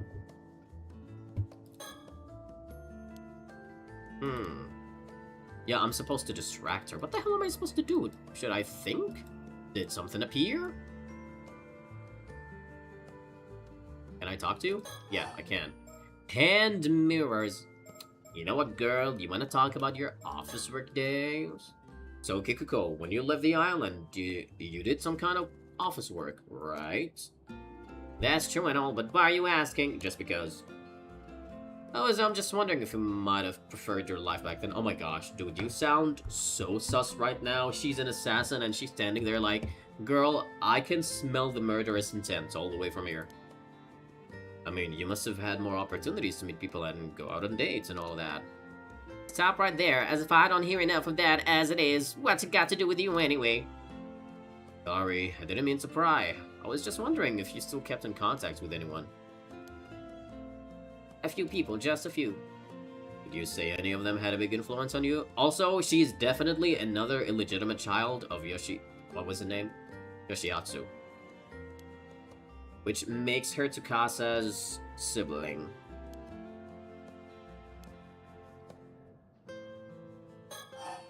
I can still talk about it, dude? Listen, working for that company wasn't exactly a huge break in my career. All I did was pour tea and answer the phone. Diving? So were you really off diving? You sure you should be doing that? If Chia finds out, she'll give you an earful, no doubt about it. Girl, we don't care about Chia, it's fine. Seems everyone thinks I bring this island bad luck just by being here. Aw, poor baby. Some folks might say that, but it's not as if you've done anything to deserve that kind of talk. I don't see a problem with you becoming an Amadiver myself. I appreciate that. I don't see a problem with it, because guess what? It doesn't matter what future you hold, I'm gonna kill all of you guys. So, yeah, it really doesn't matter to me. Just today, plenty of folks told me not to go diving because the storm's on its way. But when they don't talk sense, I just ignore them, and so should you. I've been wondering, are you unhappy here on the island, Kikuko? Ooh, he's trying to give her some counseling. What makes you think that? Oh, you know, just the other timeline when you were, like, lashing out at Tsukasa and everything, yeah. I don't know, I just get the feeling you're not planning to stay here as an Amadiver forever. You normally play the fool, but turns out you're pretty sharp, Yuza. Truth is, I can't help thinking of the future. You can earn a decent living as an Amadiver if you know what you're doing, but all these old rules and customs tend to get in the way. I've been trying to change them here and there, but it's no good. Everyone's too stubborn to listen. I see. No luck, huh? Mark my words, nothing's ever gonna change around here, and just between you and me, I'm gonna kill you all. Sorry, I let that slip out. As much as I love being surrounded by nature on this island, the culture here just isn't for me. So that's how you feel. Honestly, I'm about ready to break ties with this place. Not that anyone else needs to know that. Don't go spreading it around now. Ooh, sloppy assassin. You cannot talk about your feelings to people. I had no idea you were so interested in diving, Yuza. Oh. Lovely. Let's talk about the hand mirrors. You've been passing Kamishimaru hand mirrors around to everyone, right? Yeah, I have. Sounds like someone keeps their ear to the ground. So how many have you given out? Who's got one already? I don't know, I haven't kept track or anything. But if I had to guess, I reckon that it'd be about 20 or so. Why though? You want one too? If so, I'll get one to you later. Oh, no thanks. Don't worry about it. Oh. Suit yourself. They're pretty sweet little items, if I say so myself. Anyway, Yuza, do you want to tell me why you really are here? Cause I'm not stupid, okay? I'm an assassin. I know my stuff. Did you really come all the way out here just to chat? Something like that, but I've wasted enough of your time. Thanks for hearing me out. Come on, Azumi, let's go. If you're sure. See you later, Kikuko. Girl, she's not gonna let you leave. Or is she? I don't know, man. She's so sus of you guys now. Gosh.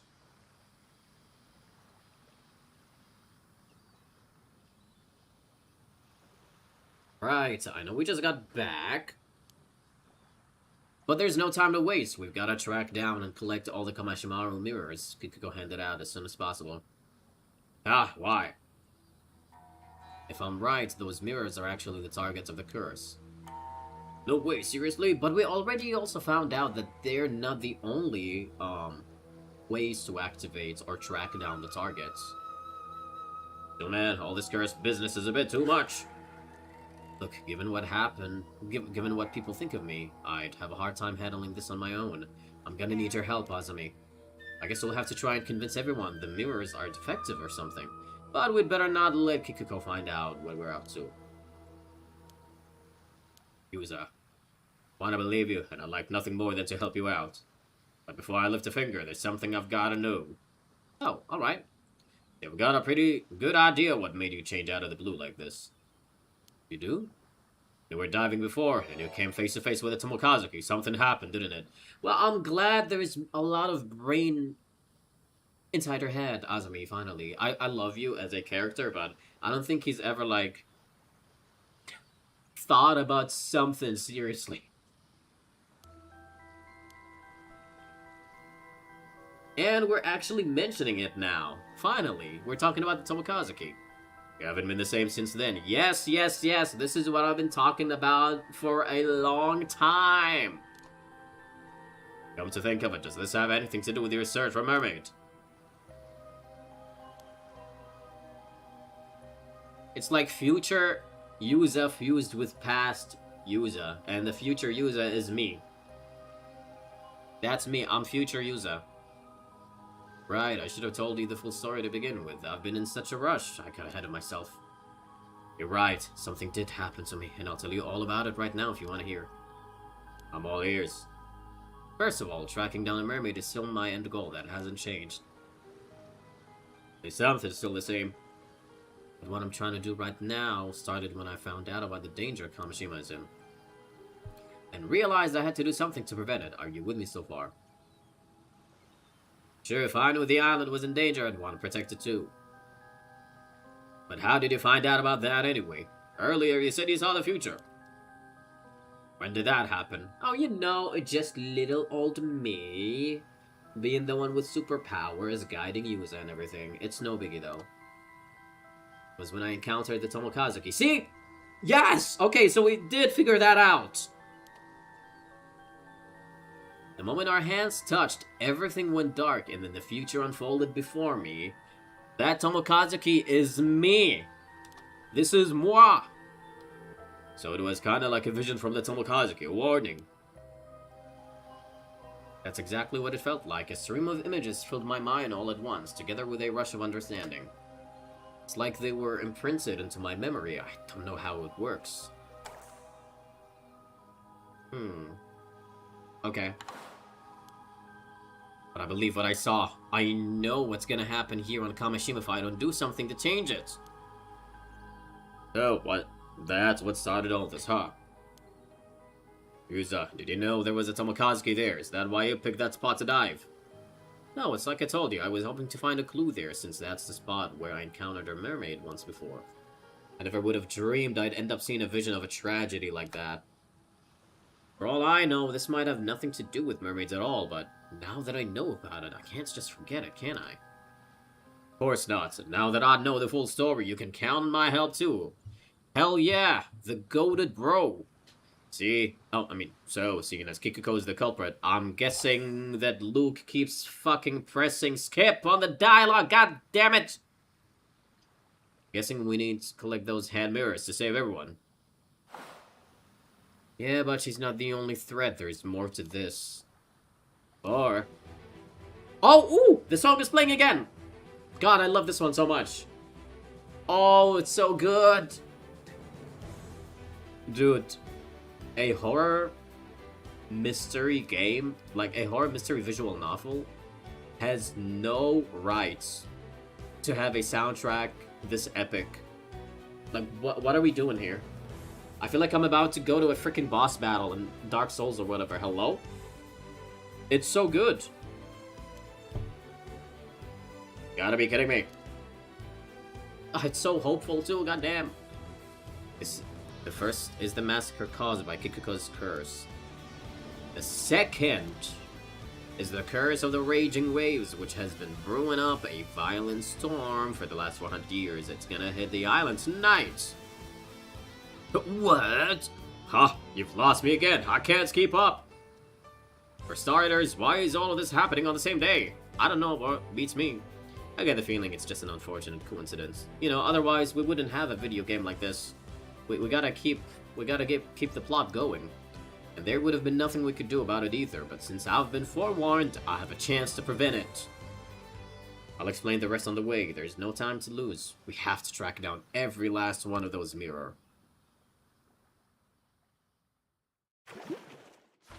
Oh, the game is getting so freaking good. What is this? What? What is that? Oh. Is that a recollection? No, no. Huh? I don't think they've ever done that before. I know there's like locked recollections before, but I don't think they looked like this. Or maybe they did and I'm just misremembering. Anyways, we're gonna go to Yumeko because I love my Diva and I miss her. While pursuing another case, Yumeko and her partner find out that the mermaid corpse discovered is that of a woman named Azusa Sumikawa. Right. Oh, and the theme is playing of Yumeko. This is also one of my favorite tracks in the game. It's so good. Oh, what a beautiful, beautiful soundtrack. This large building, this large bridge spanning Onora Bay in Toba City is known as the Onora Bridge. I was waiting for the freaking vocals to hit. Damn it. I hear that the waters of the bay are rich in nutrients, making them ideal for oyster farming. You can see the rafts used floating in the bay. Oh, oysters, very nice. Oh, no, wait, I think it's coming. Hang on, certified banger. Where is it? Fuck! It's not here yet! Okay, we'll wait for it. Oyster harvesting only begins in October, though, so I'm afraid they're out of season right now. Darn it all, I knew Easter lobsters were only available from October, but to think we won't be able to eat oysters either. Please don't look so sad, man. Oh! There it is! Woo! Oh yes, hell yeah. Oh. Sing it girl, just sing it. We can always come again sometime. Oh. There we go! Now we only have one file left. Notable for a distinctive wide arc, Onora Bridge is a 196 meter bridge spanning Onora Bay in Toba City, Mie Prefecture.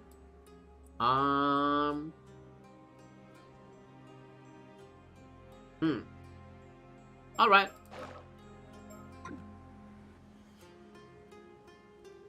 Do we have a sticker somewhere here?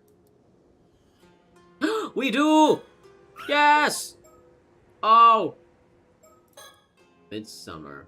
How many have I... Oh my god, I have so many missing ones. What? How many can I obtain? 1, 2, 3, 4, 5. Oh my gosh, I'm missing 5. That's crazy. Wow. Alright.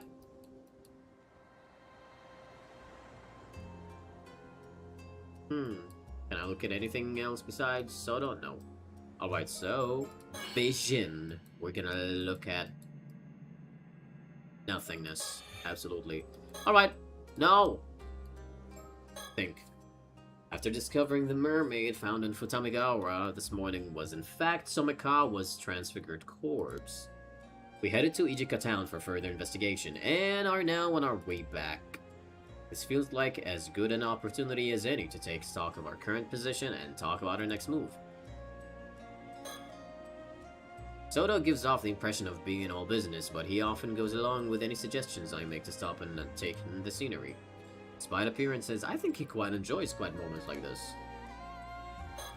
Ha ha ha ha! Now then, as much as I'd like to relax and enjoy our surroundings, shall we take this chance to review the current situation and talk about our next move? Sound idea, yes.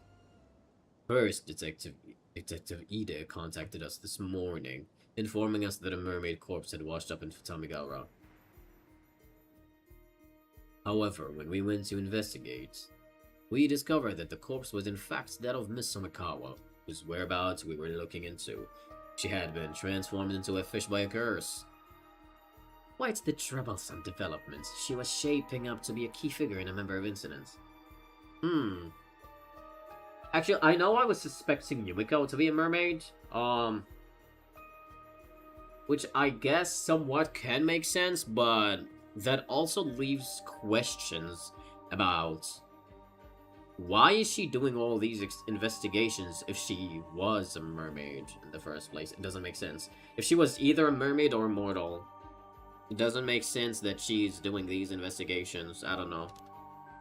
But still, a likely possibility. Well, we don't know. With that in mind, the most likely culprits are the 2 foreigners we ran into the day before yesterday in Ijika. Yes, one of them was seen taking the Somikawa out to sea by boat. I regret not doing more to pursue them at the time. It's possible we could have saved her if we had. I'm sorry, that was poor judgment on my part. And the other half of the pair was a young exorcist with ties to paranormal affairs. I believe her name was Cersei, yes? It's also quite worrying. I wonder what she could be up to. But it turns out she's been using curses on ordinary people. Now, if we add paranormal affairs, will probably be held responsible.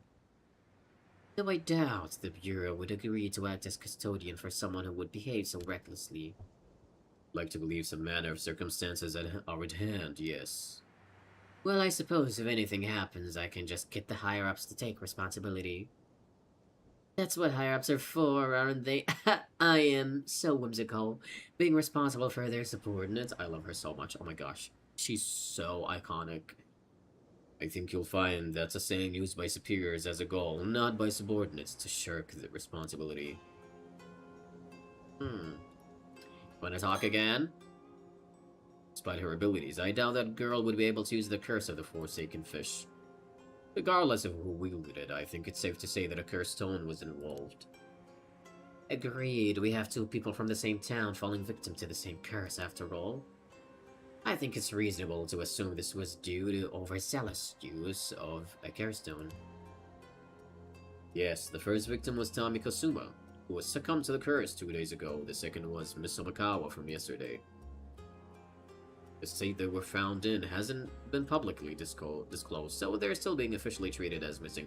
I still need to know what happened to Tamiko. I don't understand who killed her. Hang on, I need water.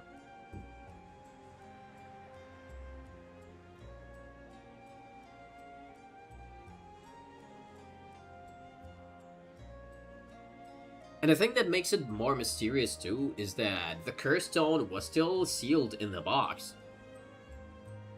So it means that it's not a person who had the curse stone.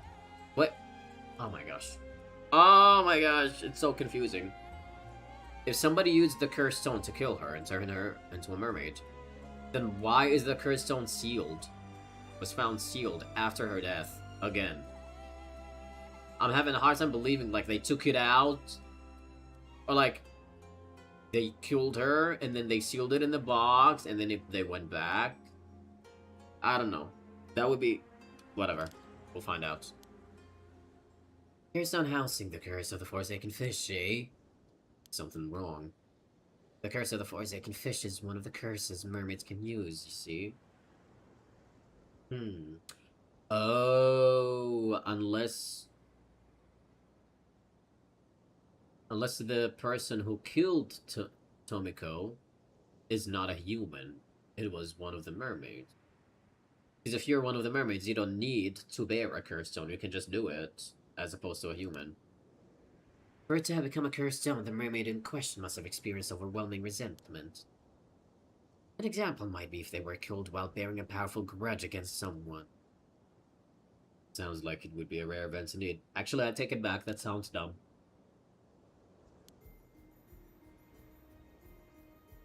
Why do I get the feeling there was a mermaid who died like that, though? Yeah, Hayase. Why is it feels like the name's on the tip of my tongue? Could be a memory from that time. Though I imagine many of your older memories have faded by now. Oh! Is she immortal? Is she a mermaid? Were we right? Are you Nagame?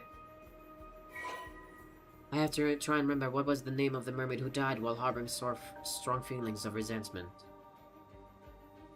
You have to be Nagame. Some things don't add up when, like, I say you are Nagame, but I legitimately cannot imagine Nagame being anybody else. Hayase. That's right, her name was Hayase. I can't believe it, I'd completely forgotten, but it just suddenly popped into my head. Yep. You wanna know why? Because the player is putting these memories in your head, because that's what I am, apparently, according to this game. There was a mermaid who died like that, was there? And it sounds like Soto is actually aware of who Yumeko is, based on his comments earlier. One of the mermaids who lived near Taishima 400 years ago was called Hayase. She was captured during the invasion of Taishima and died after being brutally tortured. This is the first time I've heard of mermaids living near Taishima. Alright, your ancestor, Harakage Tsuchimikado. Alright, yeah! Tsuchimikado is your ancestor. The reason Taishima was invaded in the first place was to find those mermaids, you see. Was unaware of the exact reason for the invasion. It's understandable a deliberate effort was made not to mention mermaids in any of the records left. I suppose hiding the map inside a mermaid mummy was intended to be a metaphor of sorts. I can't believe I forgot something so important. It's okay, that's why the player is here. But if that cursed stone is related to what happened on Taishima 400 years ago, it likely has some link to the curse of the raging waves as well. If we can view the memories contained in it, we might be able to learn more about the curse of the raging waves. I wonder, could the keepsake Harakage left behind using the map have been the cursed stone housing the curse of the Forsaken Fish? It's certainly a possibility. In that case, it's not unthinkable someone might have gotten hold of it recently, and there's a high chance it was those two foreigners. Oh, epic music again! Alright, we've narrowed down our focus. It seems a change in priorities is needed. Let's find the cursed stone for the curse of the Forsaken Fish as soon as possible. That should be the most efficient course of action, I think. Agreed. Let's go! It's looking increasingly likely that pair of foreigners has the cursed stone. Yes, we did just go to Ichika to see if we could find any leads on where they could have headed. Unfortunately, we weren't able to find anything promising. I wonder where they could have gone. We also still don't know why they approached Miss Somikawa. Could they be after the mermaid's relic? If I'm not mistaken, that girl Cersei did mention the relic. Were they looking to take it for themselves? But where would they have headed afterward? Kamishima, baby! Kamishima, that's where they are. What, Kamishima? Thought we decided we weren't going there today. We failed to find any promising leads yesterday after all. It's because I, the player, know where they are. Just do it.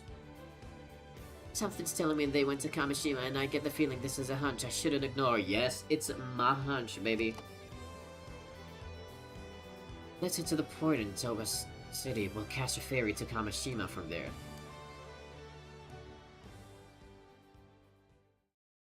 Yeah, I could either be the Tomokazuki or Suigen Ganyodo. Maybe. Yeah, look at that! I guess that's so weird. Because typically when they open up like different sections, they just straight up put them there. But then there's these faded ones for some reason. Anyways, possessions.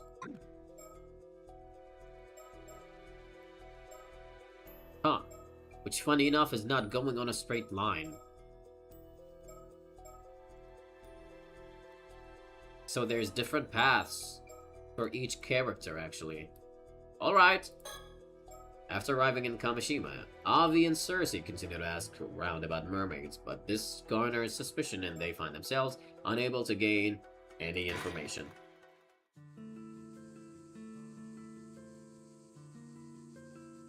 Alright, you two goofy goobers, what do you got ahead? What you got? Well, so much for that. Even after everything we went through, we've got nothing to show for it. It's almost astounding how little we've managed to learn, like some perverse miracle. Wes, I think rumors spread, and now everyone is avoiding us. This is a pickle. I can't even bring up mermaids without the islanders looking at me like some odd foreigner who lost his marbles. And for some reason, mentioning Mari Minoguchi makes things even worse. Did people hate her or something? Just hearing her name makes things recall with undisguised disgust. Yes, I noticed that too, though your way of asking probably doesn't help much. Well, how about we take a break from investigating and go for a walk sightseeing instead? Seems like there's a shrine and a lighthouse around here, so we might as well drop by. Count me in, to be honest. The way people are treating us is starting to bum me out. Started? Started? Maybe heading to the lighthouse to unwind a bit wouldn't be such a bad idea. Oh my gosh. I love that now for these characters, we keep having these dialogue boxes open up, but there's literally only one option in there, and it's typically one that's different from the dialogue that they're having right now, because it's literally just saying that I'm the player guiding them.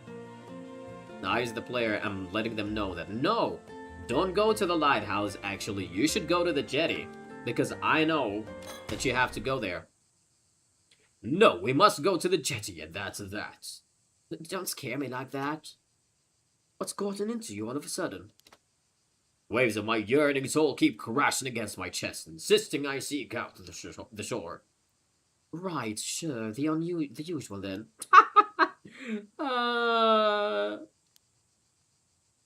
Well then, off we go. Alright. Off we leave. Let's go to the jetty.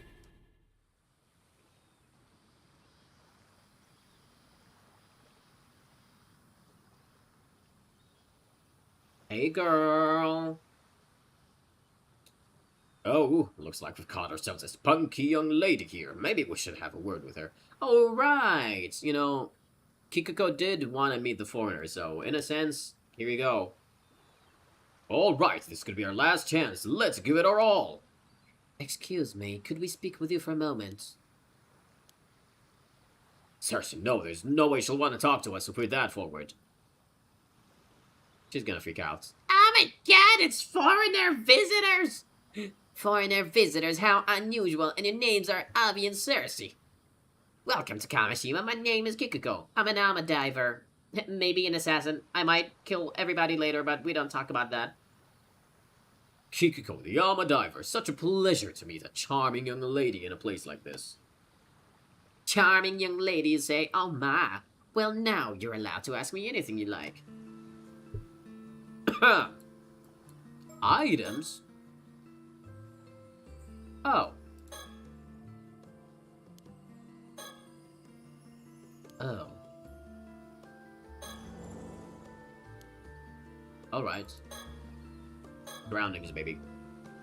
This jetty was built to break the waves, so fishing boats can come in and safely unload their catch.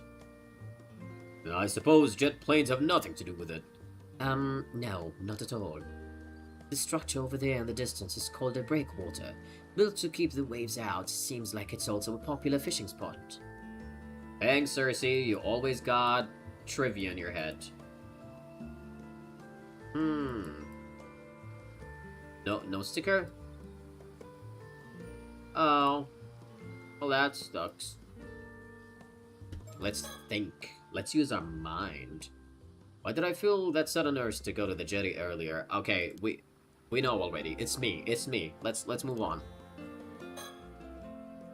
She's the most approachable of all the people we've talked to by far. Maybe this time we'll actually learn something. Oh, that's so funny to say, honey.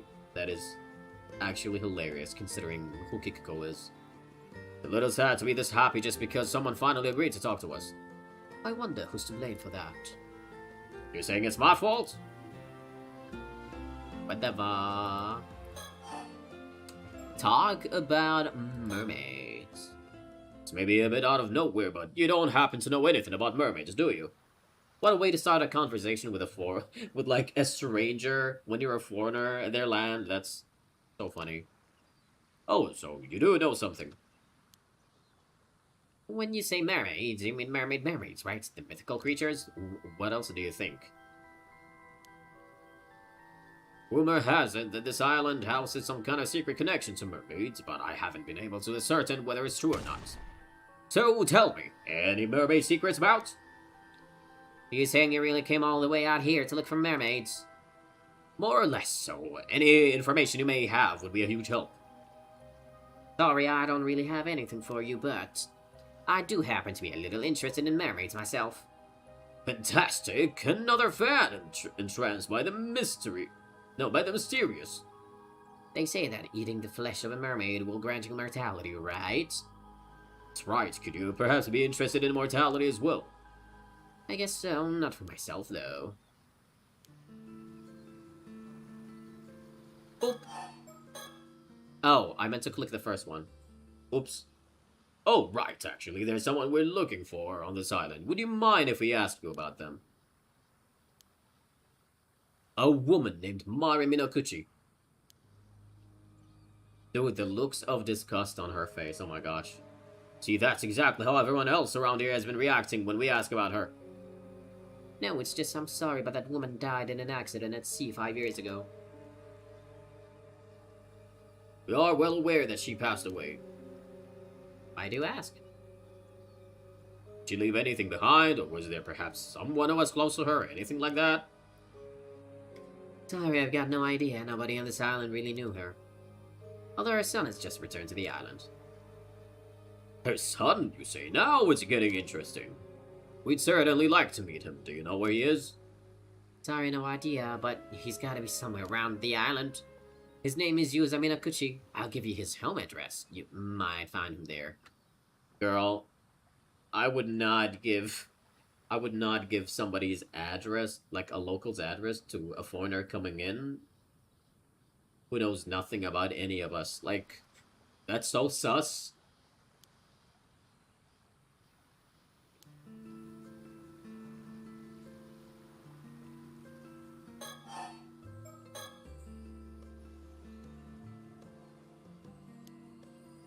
More than just a little interested, are you? Ha! Well, in fact, right here in Isebe, there used to be... Just look at my files, seriously. I have like a fuck ton of them. Wow, so mermaids used to live on this Taishima place? So you think there may still be some clues here in Kamishima that will lead you to the mermaids in Ryukyu? Nail on the head and right on the button. Unfortunately, I can't say that I've heard any mermaid stories on this island before. Sure, girl, sure. By the way, you wouldn't happen to know why everyone is frantically dodging our questions about Mari Minoguchi, would you? Was she such a terrible person? It's something people don't really like to talk about. She didn't fit in much with the other islanders. No one knew much about her either. Why are you so interested anyway? Well, this is kind of a secret. Well, why would you tell her, though? Seems that Mari Minoguchi had some sort of connection to the mermaids.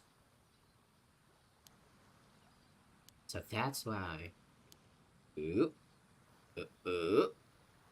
always thought she was a little off, almost as though she wasn't actually human.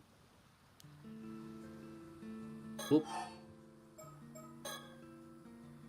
So you're saying Mari might not have been human after all, that she was actually a mermaid?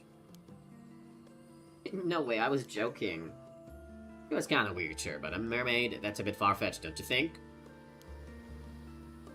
Oop.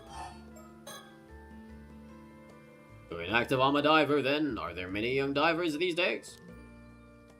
Not really. The younger generation doesn't really go for diving anymore. It just makes more sense to pursue higher education. Real shame to see such a long-standing tradition slowly fade away. Well, it's quite dangerous after all. Can't really blame them for choosing safer options. Just the other day, I heard 2 Alma divers went missing around Toa. Boop. Yeah, don't worry about it. We don't happen to know anything about that one. Ahem. Yeah. Speaking of Alma divers, I heard Alma divers have a legend that if you go diving around here, there's a chance of Tomokazuki might emerge from the depths. Ah, Cersei! Enough with the ghost stories! You should know a lot, don't you? You're right, it's a well-known legend. Not that I've seen it with my own eyes or anything, don't know anyone who has either. Maybe your Seiman and Doman symbols have kept you safe. Those? I don't have any. I don't really go in for superstitions like that. Are you really okay without them? I think it's no more than an old tradition, meant to remind us not to forget our gratitude and respect toward the sea. All those old-fashioned rules and traditions, don't you think it's about time for a reform? But isn't free diving close to a Shinto ritual in spirit? Isn't showing reverence and offers to the sea god crucial? Oh, you're pretty devout for a foreigner. I'm impressed. But you know, I believe it's exactly because of tedious customs like that like that one that young people are losing interest in diving. We should keep up with the times, otherwise there's no way this tradition will survive. Well, now that's very level-headed thinking. I think Cersei might sense something wrong with Kikiko. We'll have to wait and see. Maybe it's because I'm part of the so-called new generation. Some people don't like my attitude, but I get the job done. Some of the young divers go to high school in the mainland and then work as ama divers when they return home. I guess there's also that guy who just started working as an ama diver here. I saw him earlier. Didn't realize men could become ama divers too. Not like it's forbidden. It is pretty rare, though. This is the first time I've ever seen that happen. He's actually Mari Minakuchi's son, the woman you were asking about earlier. Oh, we just... Okay.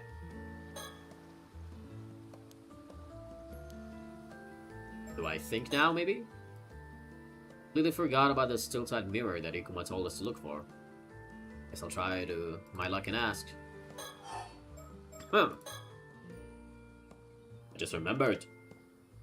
There is a particular mirror on this island that we're looking for. Do you happen to know anything about that? Well, well, you've come to the right woman. You know it. Luck's finally on our side. Could it be that you're talking about this?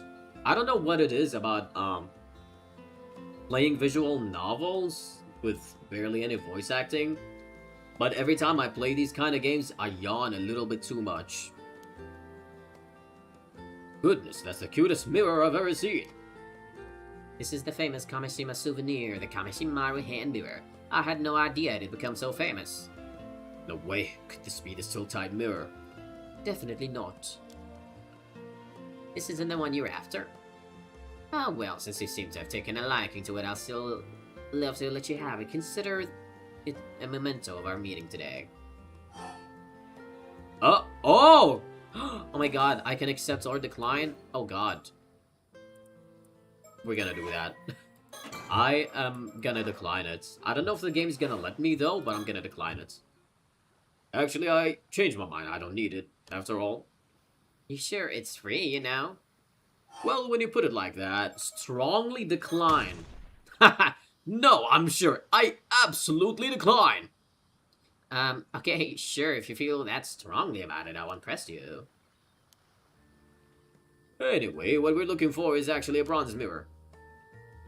A bronze mirror? You mean the type you'd see in history books? Yeah, probably. Something like that. No, I can't say I know anything about that. Ha! You just tried to kill me! I never heard anything about a bronze mirror on this island. Oh, that reminds me. I caught a glimpse of something inside your bag earlier. Was that by chance the tamatebako? Girl, you didn't even bother hiding it properly? Avi? What? Oh my gosh, this man. Honey. Honey, sweetie. Bro. Sorry, I just happened to notice. And judging by your reaction, I'd say I'm right. Damn it, I didn't think it'd be that noticeable, girl. A glimpse alone shouldn't have given away that it was the tamatebako. My initial guess was just a bluff, but Avi's reaction confirmed it. Seriously, I'm sorry. Oh, the evil face is here! No! See, this is why... Oh my gosh, if I accepted the mirror from her earlier, she would have killed my ass.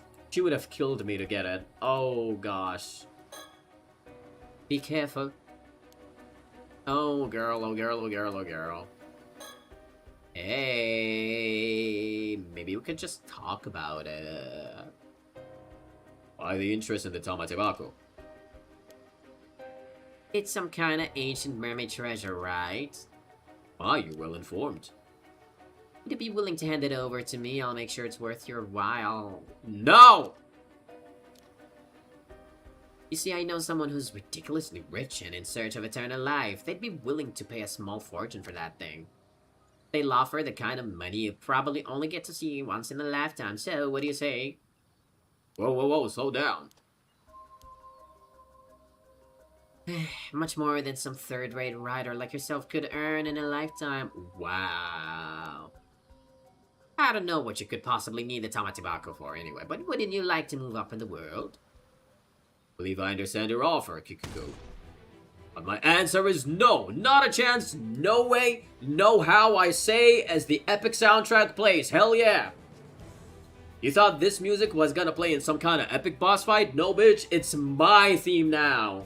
I am the boss fight. It's never been about money, it's about the thrill, the adventure. Adventure? What the fuck is he talking about?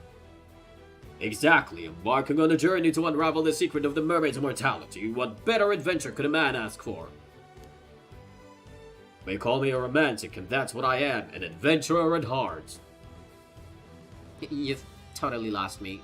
You're throwing this chance away for some childish adventure? You wouldn't understand. I put my life on the line to find a mermaid. I'm not handing the box over. Love you.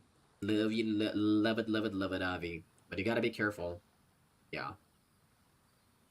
I see, seems like there's no reasoning with you. It'd be so much easier if you had it. Ah ha ha! Get out of here! Get the fuck out of here! Why'd you have to refuse the mirror? This would have been so much easier. Why would you tell me that straight up to my face, you idiot? You don't have to say it, you know? God, if this assassin is so sloppy, like, bruh. She doesn't even know how to handle her emotions properly as an assassin. She just lets things slip by. It's so funny. Oh, the mirror? I don't know. I just felt like the right thing to do. Why do you ask? Are things not going as planned? I'm not sure what's going on, but I feel like we might have just narrowly escaped danger. Yeah, you think? Sounds like if we had that mirror on us, she would have been able to steal the Tamatibako. I'd like to get more information out of her, but it seems as though she's plotting something. Dude, when I'm out of this section, I actually want to go back and see what happens when she kills him. Like, I'm pretty sure it's gonna be a game over, but I do want to see it happening. Hey! Talk about the Tamatibako. So why don't you enlighten us? Who told you about the Tamatibako? Who knows? Think you'll get it out of me with that attitude? You still haven't given up. Oh, goddammit. Get a bad feeling. Yeah, can you tell me? What do you think? Avi, focus. I need you to listen to me, but without taking our eyes off of Kikuko. I'm pretty sure she has a curse stone. What's all this about? I couldn't tell right away because it was masked by the heavy veil of cursed energy that's all over the island. On closer inspection, the curse stone's aura is impossible to conceal. Sorry, I don't know what you're talking about. But if the condition to activate her curse was holding onto one of those mirrors? Yeah, you let that slip up, idiot. Although we do still know that she has a different way to mark somebody. I haven't figured out what that other way is. And we can relax, right? The condition isn't met. I don't know, man. Well, only if the mirror was all there is to it. As long as we don't know for sure what the condition is, we need to stay on high alert. I wonder if it's not necessarily a mirror, but more so anything that could reflect. Any kind of reflective surface would be like the marking condition for a target.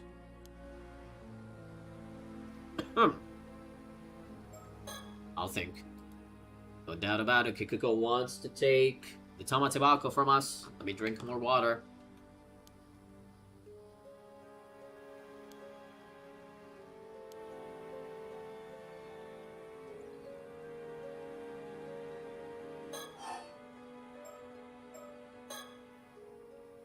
I'll let you in on a little secret. Girl! Why would you... Oh my gosh. You know, you really didn't have to tell her you have a cursed stone too, right? I don't understand the thought process behind this. This one's called the Curse of the Forsaken Fish. When its conditions are met, it transforms you into a fish and kills you. Pretty messed up, huh? Are you sure? We're planning to use her cursed stone on us to steal the Tamatabako, weren't you? But her cursed stone requires us to have one of those hand mirrors, am I right? On the other hand, I can use my curse on you whenever I so please. I don't think she's gonna believe that, girl. Who's to say it hasn't already been met? Now, Caesar's coming and tell us what you know.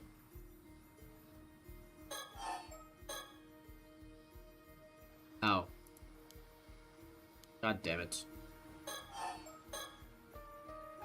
Do you really have the resolve to kill someone with a curse? Well, I'm not exactly keen on it, but I am prepared to defend my life if necessary. Really, I wasn't expecting that from such a kind gentleman. You look like you wouldn't hurt a fly. Indeed, my heart is pure, but trust me, I'm quite capable. Experience has hardened my resolve. You're saying you've actually used it before? At this point, what difference does one more death... What difference does one more death to the tally make? My hands are already stained. Damn, so you're a proper criminal. Maybe I should report you to the cops. Be my guess. I wonder which is faster, my curse or your phone call.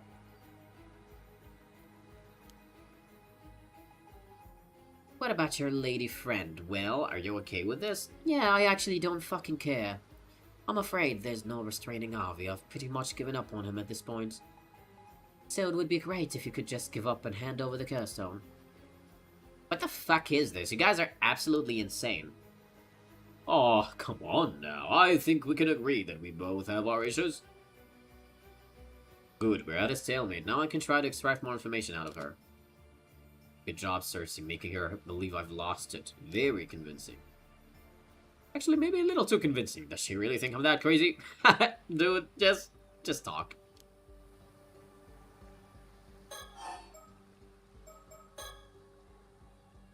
What kind of curse do you possess? No, don't care. Come on, not even a hint.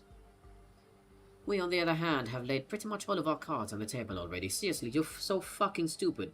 Why would you tell her all about the curse that you have and the conditions? Are you an idiot? What are you talking about? Who would do such a reckless thing?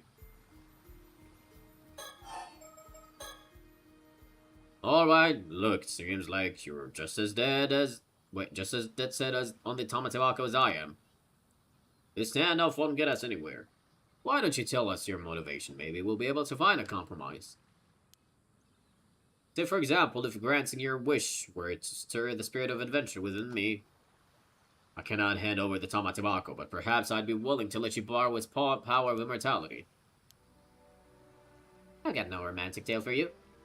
I told you I just want to get that rich person what he's looking for so he can see how important I am to him. That's all there is to it. Important, you say? How is that? She is his daughter, also Takasa's sibling. Because I'm his illegitimate child, Yep, we knew that. but he simply refuses to admit it. Whatever I do, he won't even acknowledge my existence. I mean, just look at me. I must be a disgrace in his eyes. Oh no, you're not. You know, besides you being a whole assassin and a freaking killer or whatever, like, you're... Girl, you're freaking gorgeous. Come on. But a woman like me, we shouldn't be wasting her life away on some backwater island. I was born of noble blood. I wasn't meant to rot in this miserable place. Yet he casts me aside and refuses to even acknowledge my existence. It's humiliating. Your father's some rich man. I mean, it's not like he's doing the same for Takasa, too. Yeah, there's hardly anyone in Isashima who doesn't know the name Yoshiyasu Yamashina. It's a noble bloodline stretching back centuries, and here I am, stuck in this wretched life. I've done everything in my power to earn his recognition. I gave it my all to make it in the big city, and for what? Nothing I tried worked out. In the end, I had to come crawling back to this island trying to make ends meet as an alma diver. Hear me out. What if you and Avi just go on an adventure together? He's like pretty much the best buddy to have. I swear to God, like we can fix her. We can fix her. The actual villain is her dad. She's just trying to get back at him, and honestly, very iconic, you know? God forbid a woman wants to get revenge on, you know, an asshole of a man. And she decides, you know, the equivalent power to that revenge, like the scale of that revenge, would be just destroying a whole island. Why not? I may or may not support her rights and wrongs. Just saying she needs some therapy. And holy hell, I want Avi and Cersei to be like the buddies for her. I don't know, I feel like it would be kind of cool. Because Avi's like listening to her right now and all of that.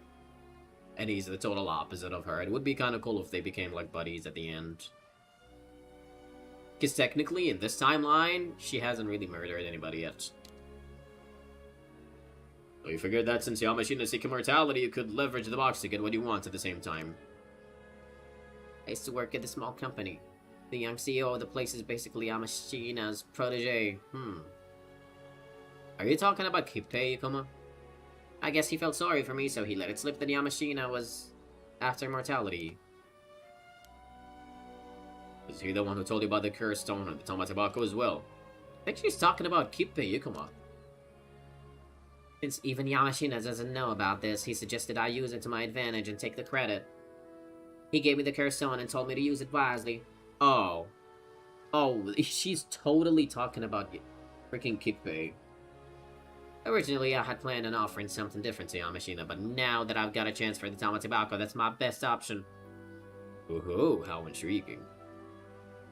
So you wanted to trade the Tamatebako for Yamashina's recognition? That's right, see? I knew we were never gonna find a compromise. Girl, you could do much better than trying to have that asshole of a dad recognize you, okay? You don't need him in your life. You quite literally don't need him in your life. A compelling story, but it's missing a certain adventurous allure. That company president you mentioned, how come he knew about the Tamatebako and the Cursed Stone? Because he is a Sasibaka. He is Kippei Ukama, who had immortality before, but it broke. Just who exactly is he? I was wondering the same thing. Of course you were. He's an incredible person, after all. Yup, there we go. Mr. Kippei Ukama is an amazing man. It's thanks to him I got a chance to make my dream come true. Yep. Now I'm just like 98% sure he's the one who made the phone call for Sato. Did you just say Ikuma? Stop it with that evil face! We're chill now. I already know that the Tamatebako alone does not grant immortality. You also need the flesh of a mermaid. You wouldn't happen to know where to find that, would you? Tough luck. I hear that Yamashina's already got his hands on some. Come again? Rumor has it he came across a mermaid's dead body somewhere out on the sea. That's why I need that Tamatebako. If I gave that to him, he'd have no choice but to finally recognize my worth. Rather than a mermaid, could it be her? Yep. Now we're... By her, it's not Tomikawa, it's the other victim. Kippei Ukama, you say, from Sala Planning. You know Mr. Ikuma? Indeed, just met him the other day, in fact. I even got his business card. You have Mr. Ikuma's business card? Wait, then that business card you took out earlier was his? That's right, want to see it? No, it's fine, you hold on to that. No! No, throw it away, oh my gosh. Is it a marker? It's a marker, throw it away. No, throw it away. No, throw it away! No! No, I knew it! Oh, fuck me sideways. Oh, God almighty. God damn it!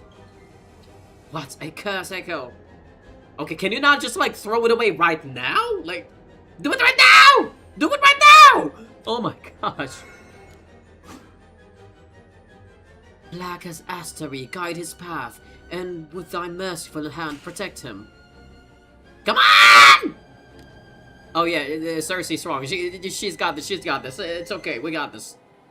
You have Mr. Ikuma's business card and the conditions should have been met, so why? Yikes, I thought I was done for. Dude, Cersei's holding him back. Throw away the business card right now. I'm sorry, all I can do is delay the curse. I can't dispel it, it's going to take effect in about 1 minute, so you need to do something before then. Throw it away! Throw it away! Are you an idiot? Avi! The curse is dispelled by eliminating its caster. What comes next is up to you. What? Eliminate? Why do I have to keep doing this? Shove her into the ocean, do it now! I refuse to die here. You stay the fuck away from my best buddies. What's with you? Get out of here! We're killing you right now! I take it back, we can't fix you. We don't care about you anymore. Fell to the water, it's now or never! Oh my god. Why is the game doing this to me? Why are you doing this to me? Okay, we're gonna do it. We're gonna do it. Wah, blah. And there goes Kikiko becoming a mermaid.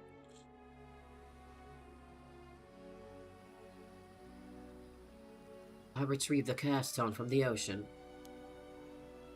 Are you alright, Avi? Man, poor Avi. He's just like put in situations where he's like forced to take lives. Oh my gosh. This poor man. Well, I barely made it out alive, but I can't say I feel particularly good about it. It had to come to this. No turning back now, it seems. This is what happens when you deal with curses. They might turn back on you at any moment. You should be prepared for that. It's okay, I'm here to guide him.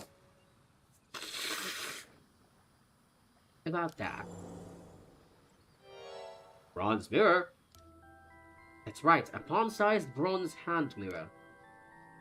Don't tell me the still-tied mirror was actually cursed stone all along. Ah. The cursed stone's resentful memory doesn't seem to indicate anything like that.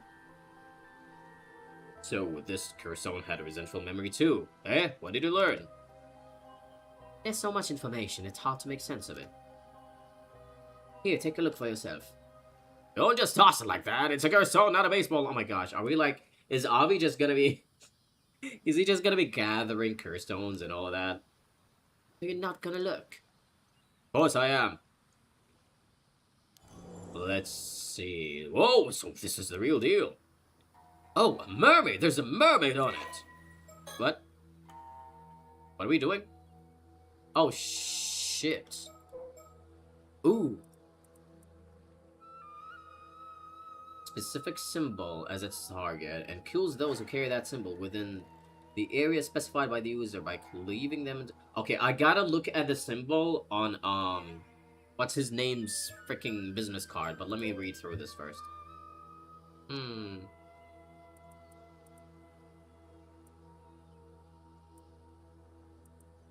Blah, blah, blah.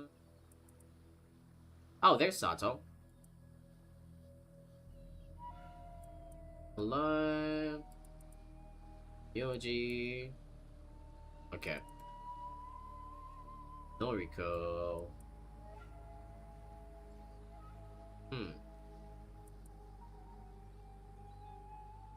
Tomoshige was intrigued by Sato, who made no attempt to secure it. They were with him and who plus he found difficult to read.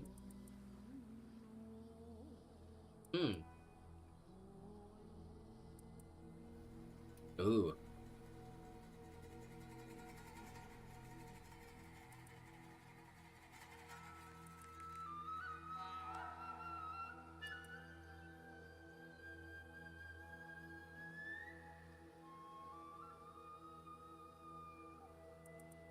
Okay, so he was with Sato.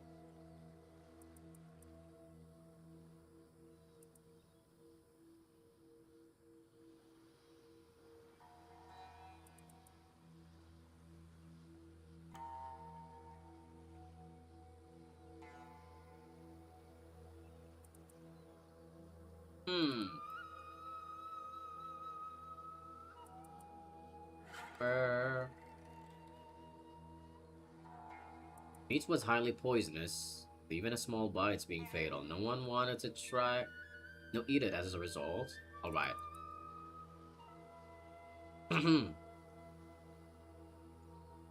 Right sliver of meat, so shriveled as to resemble a splint of wood. Dubious, Tomoshige pushed his misgivings aside and ate the meat. Ah!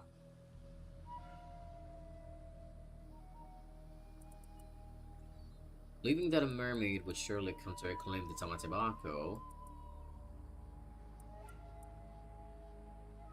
Hmm.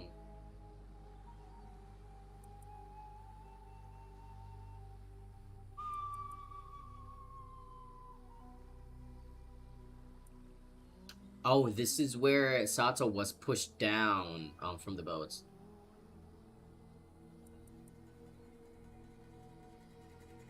Oh.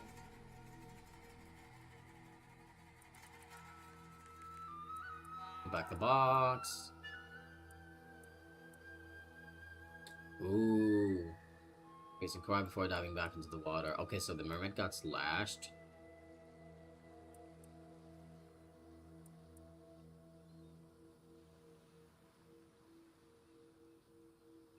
He discussed to try eating it, he decided to stow it. Eventually, after some hesitation, he forced Sato to eat it despite her protest. Okay, so he's the one who forced her to eat it.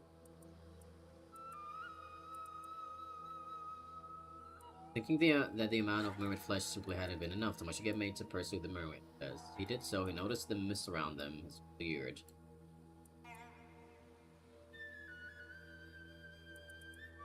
Sato was struck in the head by an arrow, and she fell. Okay. He was vastly outnumbered and unable to break through his attacker's ranks, and he was cut down. Okay. Gaze fell onto the crest worn by the pursuers, consumed by bitter regret. Okay.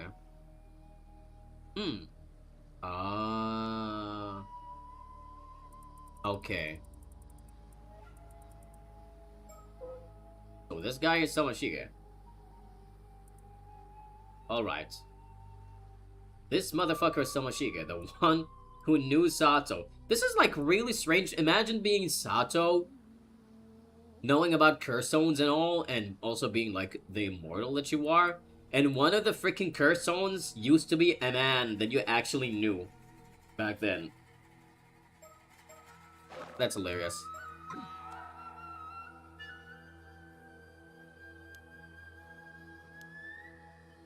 Wasn't exactly what you'd call a historically important figure, even within the Heike.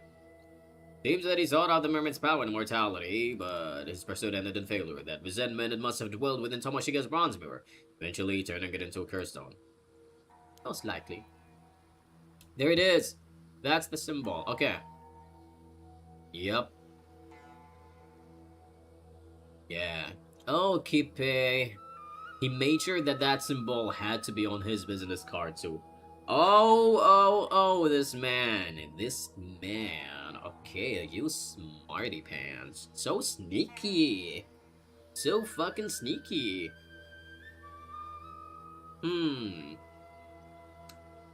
So Kippe Ikoma. Okay. He gave Ikuko the curse stone. I wonder if he's a curse bearer too? Or if he has, or if at the moment he's just a normie trying to get back his immortality. So that's what it was. If only we'd realized it sooner. Well, what's done is done. Don't be too hard on yourself. Ikuko mentioned she got her curse stone from Ikoma, right? Exactly. To think that slippery snake was sneaky enough to put the curse markers on his own business cards. That Ikoma guy is seriously dangerous. That was way too close. Good thing we were cautious, especially since it seems he's after the Tamatebaka too. Yeah, seems like working without him turned out to be the right call. Although he may grow suspicious if he can't contact Kikuko anymore. Considering he's after the Tamatebako, there's a chance he might still chase after us. Yeah. Kikuko wanted the Tamatebako for her dad or whatever, but like, I'm pretty sure Kippe wouldn't have handed it over anyway, because he's the one who wants immortality too. We need to keep our guard up. I think it's safe to assume he already knows about Miss Sumikawa and the Tamatebako. I do wonder why he told us to go look for the still-tied mirror, too. Well, it's not this mirror, and we've got no reason to follow his orders anyway. I'd rather try to find out more about the mermaids as soon as possible. You're right. We didn't learn anything from Kikuko. Looks like we've got no choice but to continue our investigation of the island, shall we? Wow, that was a good section, man. Oh! There's a woman there over the... is that Yumeko? Because the name is in red. Could you hold on for a moment? Oh my god, it's Yumeko. It's Yumeko. Someone there. Hi, Yumeko! I saw everything. Good lord. Oh my god, they saw us. They saw us! They saw us! They saw us! They saw us! They saw us! Oh my god! Ooh! Oh. Oh, this is incomplete. I can actually... You know what? I'm gonna go back. I can resume it? What do you mean? No! What did you do? No, go back. Current state. Kikuko has been killed. Alright. I can start from Kikuko's death. For some reason. No, I wanna see the mirror thing.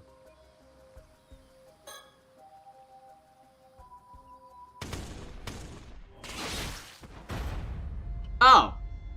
Oh wait, that was different? What the fuck? Wait, no. Go back. I thought it was the same thing.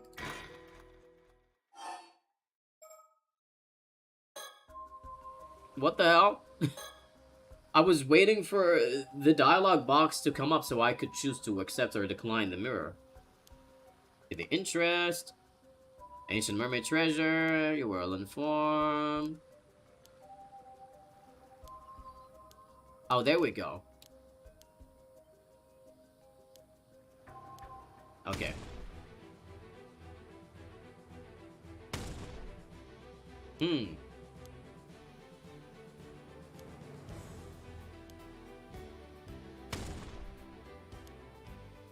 Okay, I'm assuming, like, this is taking me to the point, after he potentially accepted the mirror, so right now he accepted the mirror. It's a shame, but I gave you a chance. I mean, right, I'd love to ask you some more things. No, get out of here. Oh, blah! Dead. Dead! It hurts so much for talking. Yeah. Alright, storyteller. He's dead!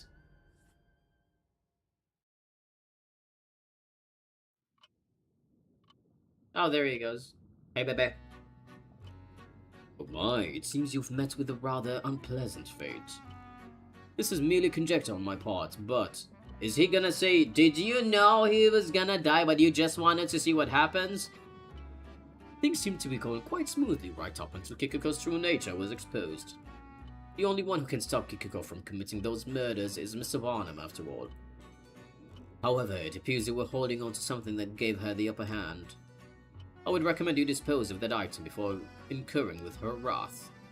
Do not fret, you may start anew from the moment the standoff began. Oh! Well...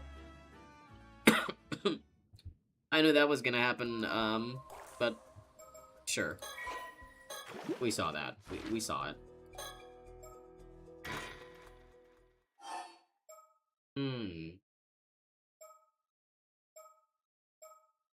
Why is this still not completely checked? I don't know.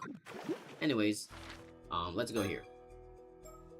Yumeko believes the key to dispelling the curse lies in the curse of the forsaken fish. Okay.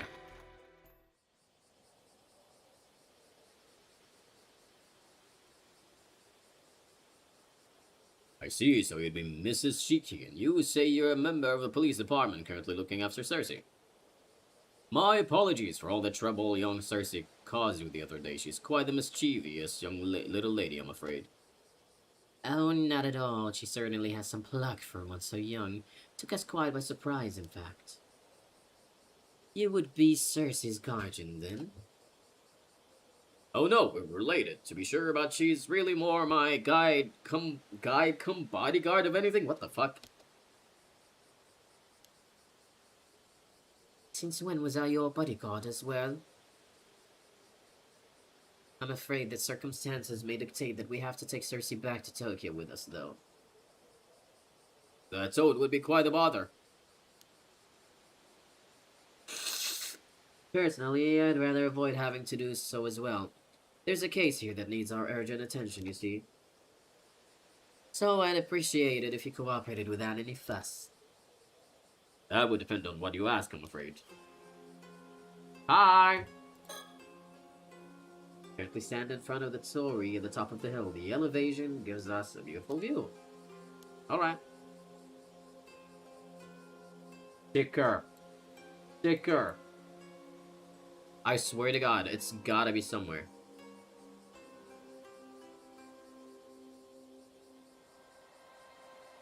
Yeah? No? God damn it! Maybe up there somewhere? Oh boy. Nah.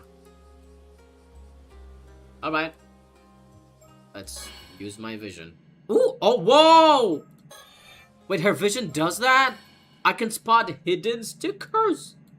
I didn't know that. Oh my gosh. I'm so glad I did that. Give it to me now. What the fuck? Alright. Toto, what do you make of these two? I can sense an ominous spiritual energy lingering around them.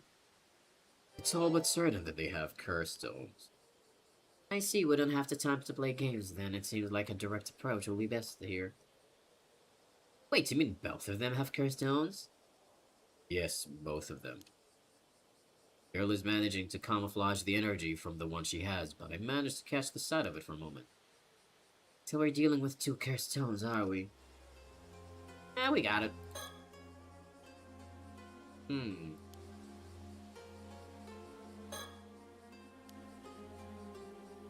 Hello. By the way, Cersei, I was told to tell you to return to Tokyo at once if I saw you. What? But I don't want to. I thought you'd say that. Well, I was only asked to tell you, no more, no less. What you choose to do with the message is up to you. Thanks, I think.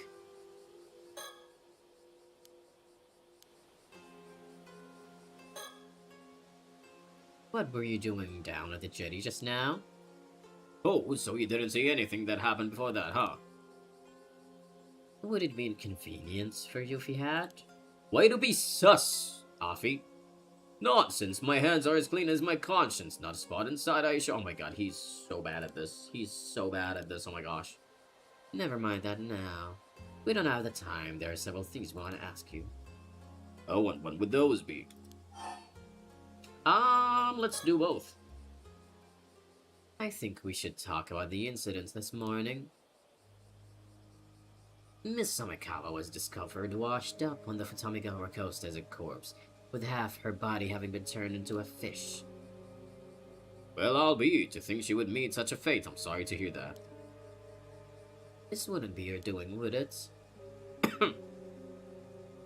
We have eyewitness reports that you were seen 2 days ago heading out to the sea with Miss Samikawa by boat. We did indeed head out to the bay for a little chat, but turning her into a fish, not in a million years. What did you discuss with Miss Samikawa then? Why, what else? Mermaids, of course. Indeed, Cersei and I are here in Iseshima on a grand adventure to find mermaids. And we just happened to find out that Miss Omikawa was a member of the clan with a strong relation to them. Of course we would catch our interest. I see, so you knew that Miss Omikawa was a descendant of the sole survivor of Taishima. Oh ho, so you knew that too? I suppose I should expect nothing less of a member of the Paranormal Affairs Bureau. You wouldn't happen to know anything about the mermaids of Taishima as well, would you? Oh my gosh, the tension! The tension between them! Goodness gracious. Maybe I do, maybe I don't. Did you learn what you wanted from Miss Omikawa then? Can I just say I love Yumeko so much? I don't know if I said it enough already, but I also really love this pose of hers. Like, there's there's a lot of layers with it, right? The first being that she is trying to hide the scar on her neck, but also she's just like, she's so cunning. And she's just like so calm and composed about everything. She's also so sassy that she's just like, oh dear, I am just a simple, delicate housewife. I could never do anything so evil, except I totally can. In the knowledge that one of the Taishima mermaids lived hidden in the depths of Ise Bay until a what? A scant? Sant? Girl, please, use simpler words. Oh, that caught your interest, did it? I see, she must have been able to go back to Ryugu when the seal broke 3 months ago. I even know about Ryugu, you seem quite well versed in these matters, Mrs. Shiki. Maybe just a bit. And by a bit, I mean forever ago, because I'm also a mermaid. Now that you know there are no longer any mermaids to be found here, have you given up looking for them? Hardly. There should be one more mermaid out there somewhere. We're here today to see if we can glean some hint to see her whereabouts, in fact. I see. Let's not tell him that he's looking at one. Oopsies. Do you know what Miss Yumeko did after you finished your talk? No, why would I? We parted ways immediately after we got back to the shore. I haven't the foggiest idea what would happen to her after that. Where did you learn about that Miss Yumeko had a link to mermaid? I'm very sorry, but it's against my policy to reveal the identity of my informants. Is that so? No.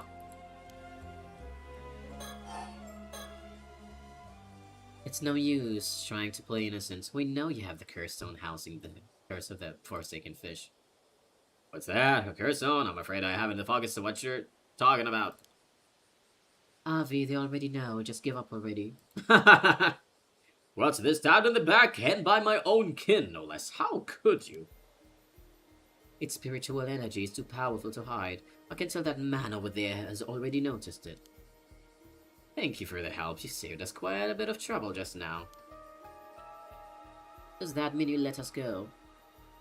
I'm afraid we won't be able to just yet, no. After all, you have a curse stone as well, don't you? Yeah, I do. We ran into someone who was trying to use it earlier, so I took it off them. That's so. Honestly, I'd rather you took it off my hands if possible. You don't seem to be planning to do any harm with it. I suppose we can leave that topic for later. So, are you letting Avi here walk around with the curse of the forsaken fish? To let him live out his dreams, I suppose. I'm afraid that makes for a poor reason. Alright, I admitted it was all me. I didn't want to give it up, so I asked Cersei if I could hold on to it. I just couldn't let it go, not after learning it had such a close link to mermaids. I see, so that is the curse stone for the curse of the forsaken fish. How did you come into possession of that cursed stone? It'll be quite a bit of a long story. It all started when I found a mermaid mummy left by my great-grandmother in the old family storage back in the States. That mermaid mummy ended up containing a map.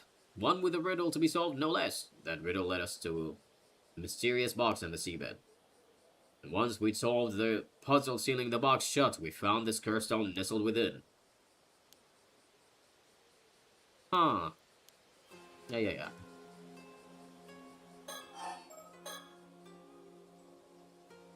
By the by, I thought I heard you say something about the Onmyoji who sealed away this cursed stone just now. Am I correct in thinking that they were the ancestor of this young man here? That's right, he was an Onmyoji by the name of Harakake Tsuchimikado. It said that he had a clue to the lifting of a certain curse within a mermaid mummy, hence our search for the object in question. I see, and that mermaid mummy ended up crossing the Pacific, passing from hand to hand until it reached my great-grandmother. It's quite the miracle that this cursed stone is here with us today. Almost romantic, don't you think? I suppose you could say that.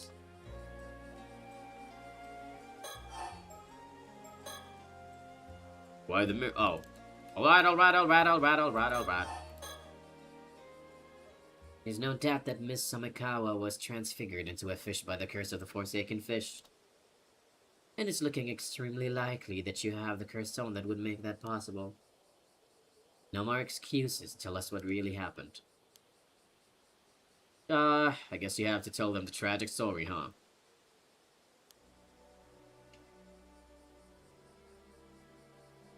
I see. It would seem Miss Samikawa had quite a twisted obsession with mermaids. And he sought to grant her wish by using the curse of the Forsaken Fish, is that right? Correct, I know exactly how it feels, you see. The burning desire to see your dreams realized. Oh, they're playing the sad song! And the overwhelming despair upon learning that they can never be. The desperate hope to even see the slightest part of your wish fulfilled at the end. Oop! Perhaps that's why I couldn't ignore her wish, the wish to meet her end at the hands of a mermaid's curse. Hearing Miss Samikawa's fervent plea and seeing her cast herself into the water like that. I knew this was the ending she wanted for her tale, and so I decided to grant it. An elegy for a woman bound by her lineage and consumed by her obsession. Gosh, Samikawa was just a sad existence, man. I understand where you're coming from, and I can't say I don't sympathize with her feelings on the matter. The fact that she entered the water of her own accord must also be taken into the account. I imagine it would have made rescuing her quite difficult. Oh, then you're willing to give me a pass, are you? No, you dumb fuck. I'm afraid that isn't my decision to make. Once we've finished our business on Kamishima, I imagine you'll have to come along with us to the office back in Tokyo. I'll do my best to see if some sort of arrangement can be reached, though. Kind of you. Good thing I thought to ask. Oh. By the way, did you happen to glimpse the resentful memories contained within that cursed stone? I did indeed. A veritable deluge of information, and 400-year-old information at that. Was the way to lift the curse of the raging waves included in that information? Certainly was. That's it. That's what we've been looking for. I see, so you're searching for the way to lift some curse or other, eh? That's the long and short of it. Will you let us have that curse stone of yours, then?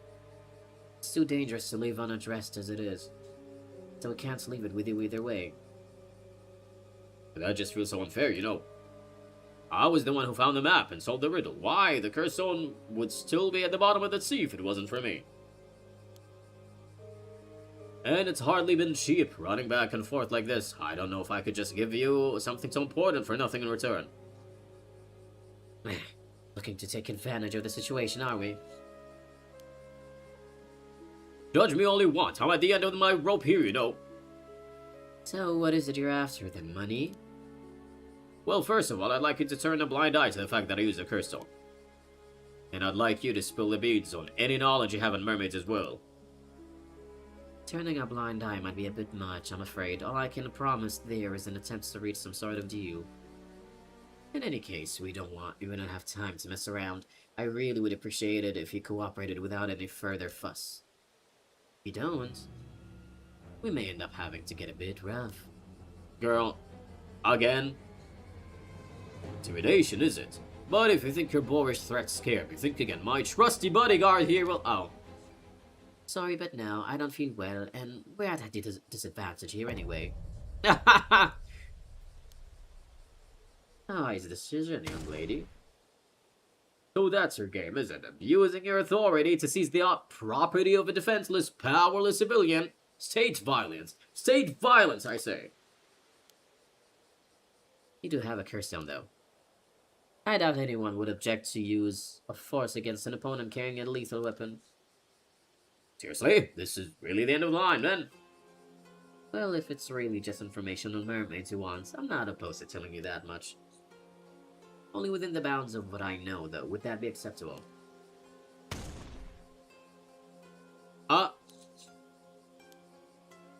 It's best if we can get things settled without a fuss. Besides, I don't think it should be a problem now. Oh, Cersei knows something, or she realized something. Alright. So what is it you want to know about mermaids, then? Though I'd wager you're after the secret of immortality. Immortality? Oh no, all I want is to meet a real live mermaid. 'Tis naught but dreams and adventure that drive me. Even if you had been after immortality, I doubt it would have been possible. You're not. I've counted my fair share of people have become immortal that way after all. There's even a word for these individuals. They're known as 800-year immortals. What became of the third Taishima mermaid then? The one known as Nagame. She hasn't returned to Ryugu, has she? You're looking at her, but I'm not gonna tell you. She hasn't. Tawai is the only mermaid who returned to Ryugu in the end. So she's still out there somewhere, roaming the mortal world as we speak. You could say that, but you could also say that she's no longer here. Don't tell me she died. Well, that also wouldn't be entirely accurate. Oh. What is it, Cersei? I think I've got it. Figured it out, have you? What do you mean? Think back on what we heard before. Well, there's not much point in dragging it out, so I'll go ahead and tell you. The mermaid known as Nagame became human. Nagame gave up her existence as a mermaid long ago. She no longer lives as a mermaid, but as a human. Yeah, I don't know if... This is something that I haven't thought of before, but I don't know if, like, if a mermaid becomes human, I don't know if they can go back to being a mermaid at will anymore, or if it's, like, a choice that they cannot take back. Does sound familiar. You mean to tell me the story was true? You've heard of these events before? I suppose Miss Omikawa must have heard about it from somewhere. But could a mermaid really have become human? Mermaids are originally from another world, right? So, some kind of price had to be paid then. But it seems a certain talented psychic managed to make the impossible possible, at no small cost to himself, I might add. Oh, himself? Oh, he knows. Someone was like, girl, do you really want to let them know who you are? Can't say I understand why she would do such a thing, though. Why not remain a mermaid? It seems like a bit of a waste to me. Well, Nagame was a bit different from the other two mermaids, you see. Oh gosh, she's gonna tell her backstory now. They were serious and dutiful, but Nagame was strongly drawn to the mortal world and to the humans who lived in it. I suppose you could say that she was the opposite of Miss Omikawa in a way. You don't say. More than anything, it seems she was particularly drawn to the idea of becoming human, finding the person of her dreams, and marrying them, of getting to be their bride. She probably read all about the Little Mermaid too when she was a mermaid.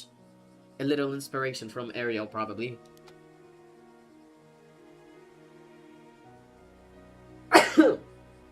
Oh gosh. That's a pretty cute dream to have. I guess not all mermaids are the same, huh? Indeed, to think that mermaids could harbor the same hopes and dreams as humans do. I must say she sounds quite relatable. Perhaps I imagine she was viewed as quite the odd soul. Among her kind, though.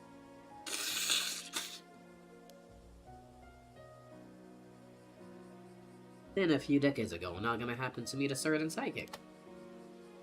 The two soon fell in love. Aww. See, Yumeko, you kind of... You're living the dream, no? And Nagame, who wanted more than anything else to become that man's wife, asked him if there was any way she could become human. The psychic searched far and wide for a way to grant her wish, and after decades to follow, he found a secret art that would allow her to do so. Who is such unconditional love? Such ardent devotion, a mermaid who wished to become human to be with the love of her life. Why, it's like the tale of the Little Mermaid reborn in the modern era. Truly a story to grip the heart. How could I not root for them with everything I have? Are you sure that would mean we don't have a mermaid to look for anymore, you know? No matter, if it was for the sake of such inspiring passion, then I care not a whit. So Nagame became human in the end, yes, and the two of them lived happily ever after. I refuse to accept any other conclusion, Jude. What was your husband's name? Oh wait, we have new information on Kikuko. What the fuck? Why?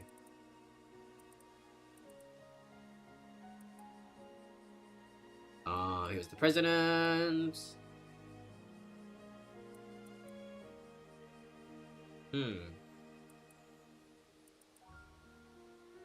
He failed to try and make her his pawn.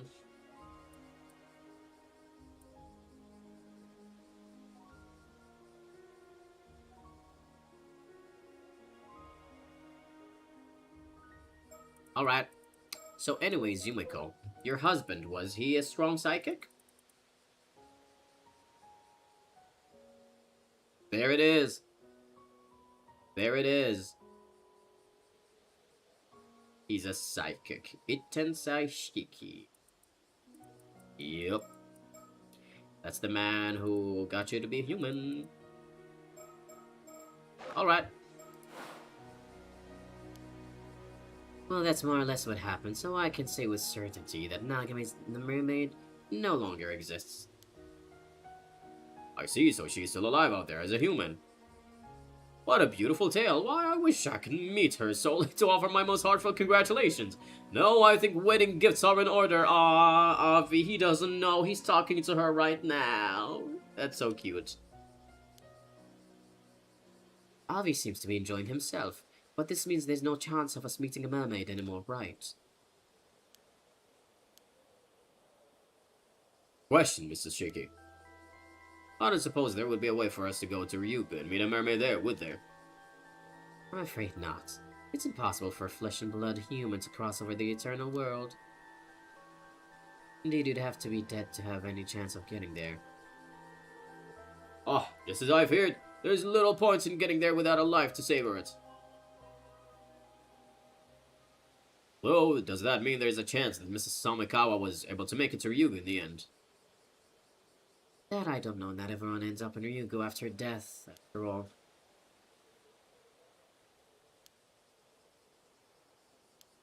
Oh, not the silence, dude. That would be all I can tell you there. Are you willing to give us your Carestone now? Knowing that we have no chance of meeting a mermaid now is to really dash all my hopes and dreams. Okay, we're getting it. I really hope Avi and Cersei still become relevant after this, because, like, that was, like, their whole thing. Finding a mermaid, but, like, now that these are out in the open, please don't push them to the side, please.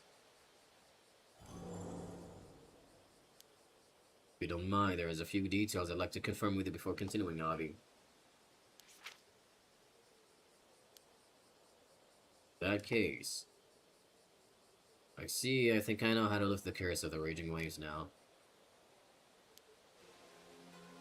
Yeah, the sacrifice thing, right?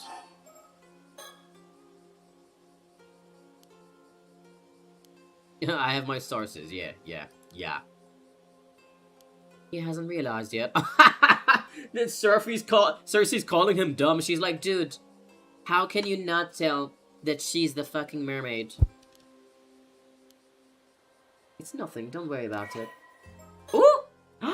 Yes! Okay, I'm so glad the game knows already. Even though Avi is dumb as fuck, the game knows already that the player figured that out. Oh, that's awesome.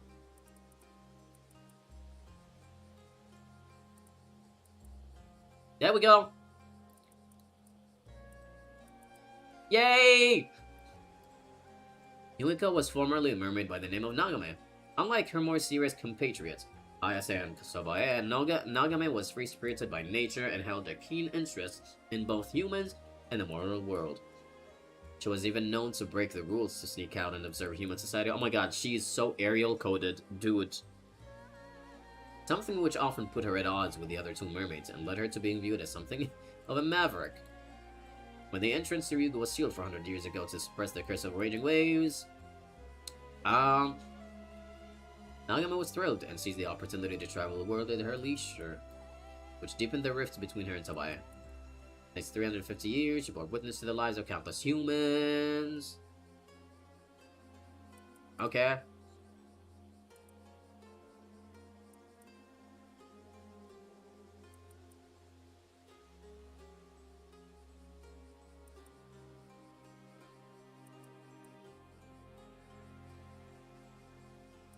Psyche began to search for secret arts to overcome. How the fuck did he just like find something to just turn her into a human? Good lord. Which demanded a heavy price for a mermaid, a being who lacked the mortal form in the material world. To gain a human body, the caster's own body would have to be. Oh! What? The caster's own body would have to be sacrificed? Wait, what? Using this arts would render them unable to live side by side as humans, as they had so long to do. Oh no!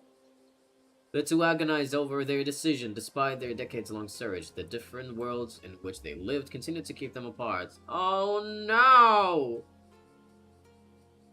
God damn it! Oh, that's so fucking sad. So, Tensai Shiki just lost his body. The two chose to use the secret art so they could be together in the mortal world. Even when Nagami learned that the psychic, Tensai Shiki only appeared young due to his supernatural abilities, having been born in the Edo period and already over 100 years old. Oh. Oh. Oh my. Okay.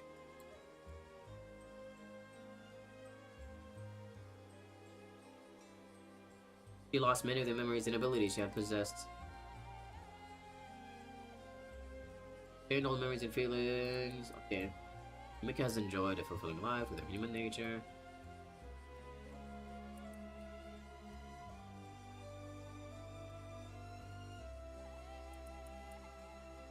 The human body has gained. She gained still differs from. Okay. Appears to age slowly.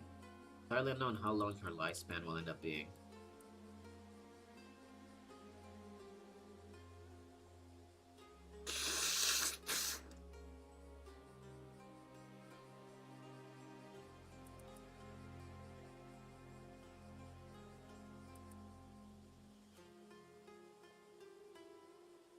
Ooh. Okay. After many twists and turns, the spirit who sacrificed his body so that Yumeko could live has come to dwell in the body of a small dog. What the Huh? He became a dog! He became a dog! And he continues to enjoy retirement and a quiet life at Yumeka's side in his home. Okay. A small dog?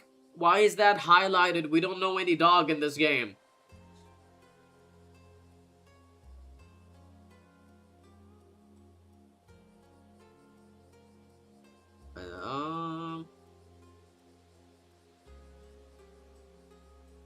Oh my gosh, that's so hilarious.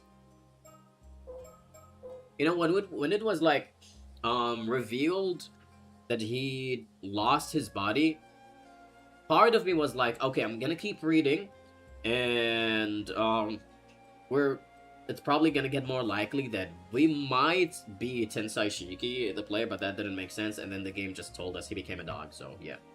Occupation is Tensai Shiki's wife. Great, good to know.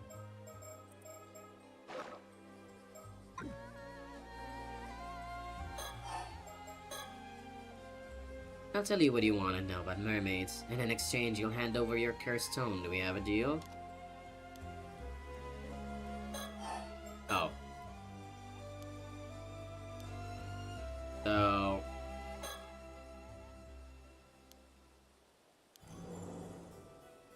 one of the locals we ran into earlier was planning to use this cursed stone to cause a massacre, so we confiscated it. Goodness, that's far more disturbing than I was imagining. It sounds like you were lucky to escape unscathed. Where's this local now? Oh, so we're not gonna talk about that part. Oh, well, I'm afraid she managed to slip away after we, took her curse on. I imagine she's fled the island by this point. Yeah. I see. I suppose she won't be able to get up to any mischief without the curse on, at least. So, who was this would-be mass murderer, and what exactly was she planning to do? She said her name was Kikuko Tsutsui. She didn't have any spirit sense to speak of, though. She tried to use her curse stone to get Avi to tell her what he knew about mermaids. but we managed to fend her off and take it from her. That's right, she had hand mirrors and business cards marked with a symbol that serves as the target, and handed them out around the island in advance for whenever she needed to activate it. A premeditated crime, in other words, and quite a thorough one, too. That was quite a dangerous position you were in. I'll say, if we hadn't caught on to her intentions, I've no doubt we'd be sleeping with the fishes by now. Such is the nature of dealing with curses, I'm afraid. You never know when you might end up the target. I need to tell me twice, I've had quite enough of curses by this point. A prudent attitude, a curse's corruption starts from the heart. Indeed, I'll be sure to remember that. Well, did you learn what this Kikiko was after in the end? To be honest, I wasn't all that sure myself. Apparently she was looking to get her hands on a mermaid to impress some tycoon called Yamashita. It seems he's looking for a way to become immortal. And this is where they're gonna be like, oh, we know that man. A tycoon called Yamashita wants to become immortal. Couldn't be. Did she mention where she got the curse stone from? Could Yamashita have given it to her? Actually, it seems like that was someone else. As Kikiko would tell it, she's Yamashita's illegitimate child, but he refused to acknowledge her. While she was pondering ways to gain his approval, this young CEO, his apprentice, swooped in. He offered her a sympathetic ear, and a curse stone to use to accomplish her goal. I think that was the long and short of it. Something like that, yeah. What? So there's someone else involved. It turns out we knew the CEO she was talking about too. We were pretty shocked.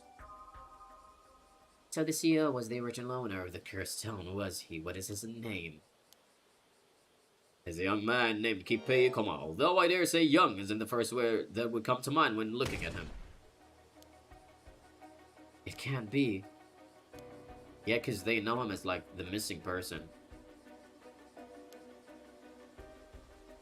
Died? What do you mean? Would you mind taking a look at this? Uh-huh. Dude, he's gonna be like, they look nothing alike. Okay. The Kippei Ikoma you know wouldn't happen to look like this, would he? Oh no, he doesn't look like this at all. This isn't him. You give us the curse stone you have, Cersei. Would you mind taking a look at this one too? Oh? The curse of Tomoshige, and it has the power to cleave its target in two. This is it, the curse from the Toba case.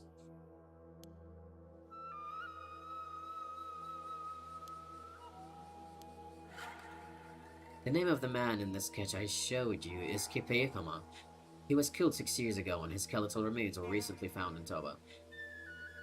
Oh, they found his skeletal remains. Why did I forget about that? He's not simply missing. They actually found his corpse. So yeah, that Kippei Ikoma, it is like my initial, like my very original assumption that that dude just assumed his identity. Like, he's not Kippei Ikoma. He just took on his identity, but I'm assuming he like killed him, so for him to be able to do that. Yep. Okay, so that dude took the curse stone, he killed this guy, took his identity, whatever, yeah. It's highly likely he was killed by the curse within this curse stone, the curse of Tomoshige. What did that mean? Telling me that this Kippei Ikoma was killed 6 years ago by a curse wielded by Kippei Ikoma. Yep, he's an imposter! He traveled through time, yeah, of course. The Kippei Ikoma you know, the company president, is a different man. He used his curse to kill the real one 6 years ago and assumed his identity. I see, so that's how it is. So who is the man calling himself Kippei Ikoma now?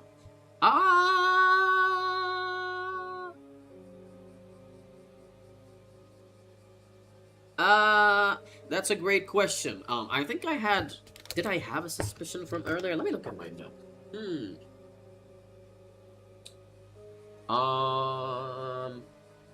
What was the person that forced... He's the person that forced Sato to eat the mermaid flesh. I forgot what his name was. Where was it? I have it on my notes. Um...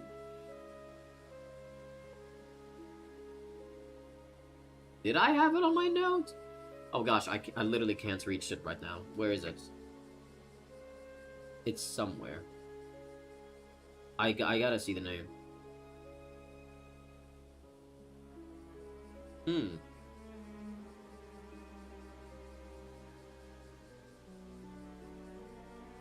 What? Did I put his name? I don't think I did. I know I read about it, but...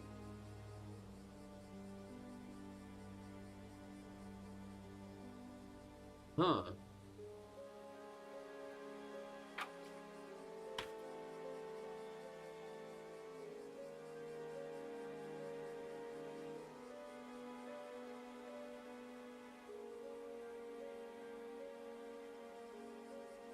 Okay, I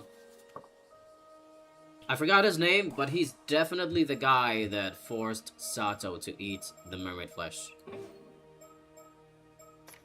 I don't... Not the mockingbird, honey. Shit, where was it? Fuck.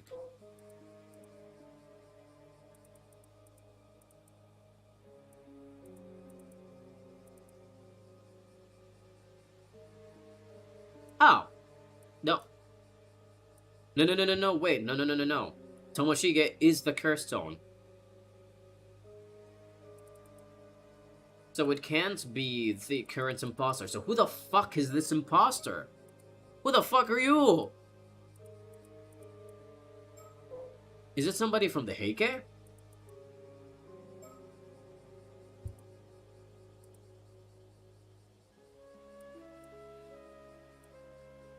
Unless he's the... No. Wait.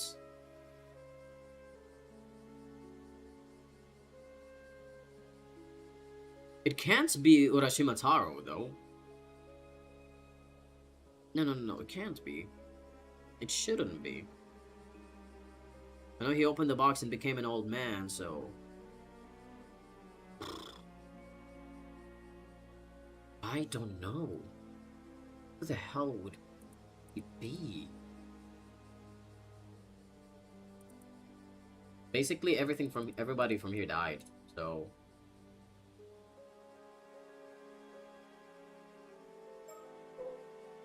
Oh, God.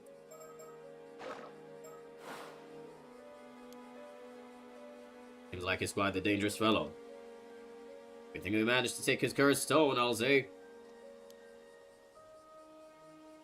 But yeah, he's the man who threatened Sato, though, at the phone call. At the very least, we shouldn't have to worry about him using his curse anymore. By the way, I believe he said this Ikuma is Yoshiatsu, Yamashina's apprentice. That's the case, and Yamashina had someone working for him who had a cursed stone. Could Yamashina have been pulling the strings from behind the scenes? Yep. With any luck, he'll be able to detain Ikuma as well. Something wrong. We kind of already told Ikuma about the Forsaken Fish curse, though. It'd help us out earlier after all, it only felt fair. He also asked us to look for a bronze mirror that's used to lift the curse of the raging waves. The still-tied mirror, I think. So what could he be planning? He wants immortality. He does.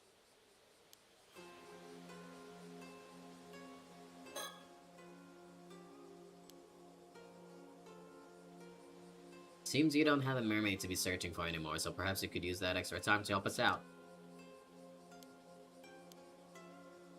Avi's not gonna say no. How kind of you. It's nothing strenuous. I assure you, we just want you to find out Ikuma's current whereabouts, that's all.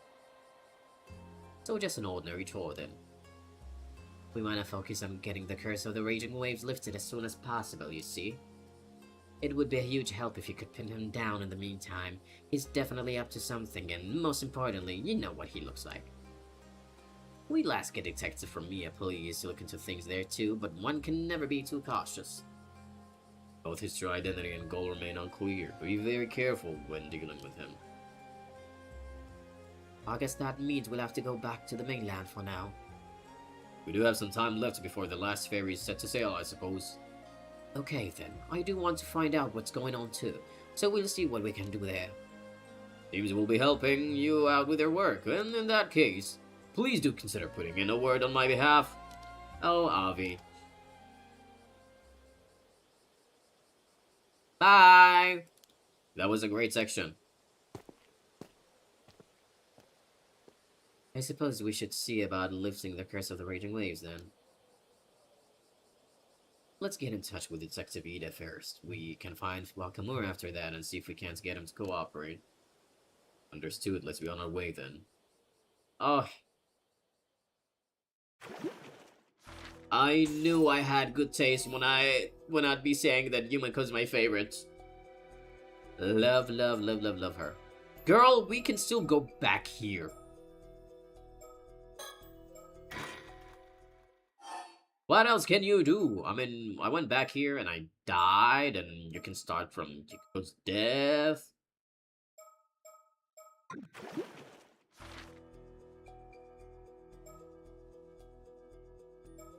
What's this? What was happening here? Okay.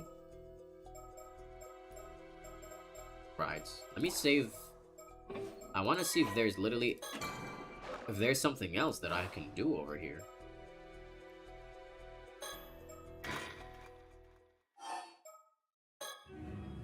From your death.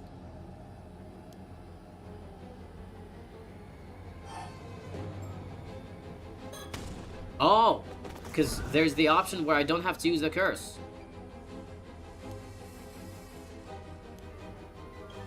I'm sorry, I can't hold it any longer, and then we die. Haha! Dead.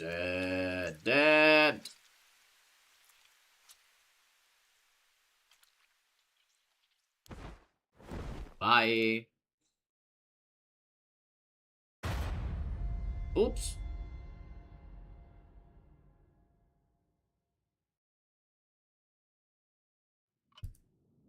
And he's here. So anyways, you fucked up again. Yeah.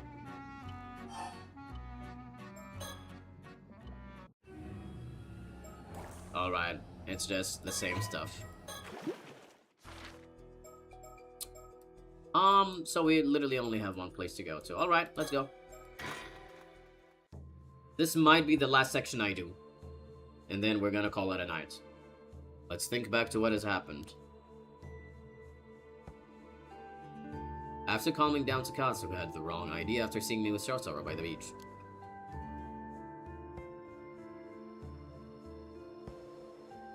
I explained at the Kantakisho ruins that I was immortal, and that Mr. Wakamura was planning to hand me over to someone called Unkakudona.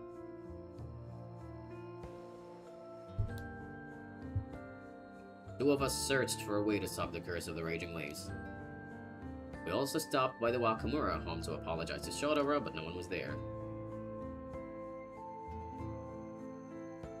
After that, we met with Tsuyu and I learned about... Yeah, okay, so this is kind of just like a recap. It's okay, I know all about this. We're good. Takasa and I handed ours over to him too. Alright, that's where Azumi was. Going out, taking back the mirrors. Then after that, we're at the town clock.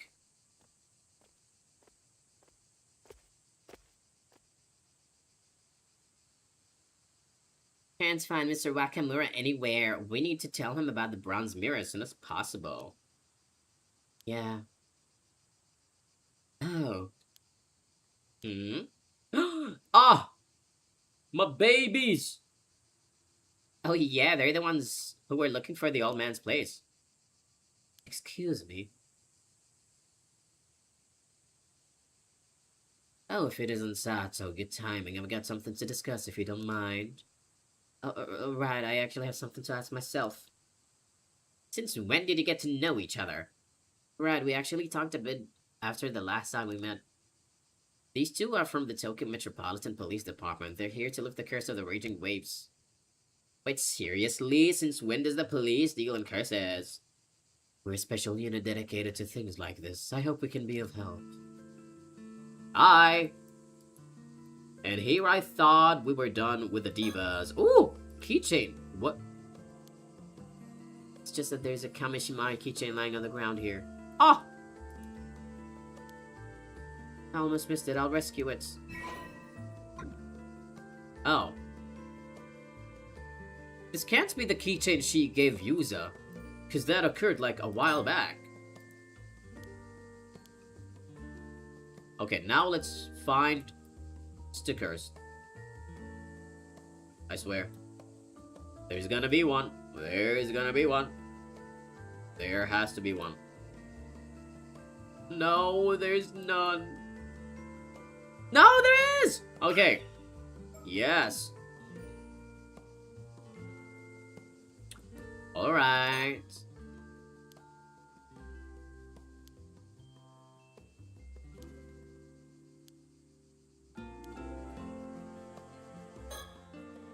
Thank you for your time the other day.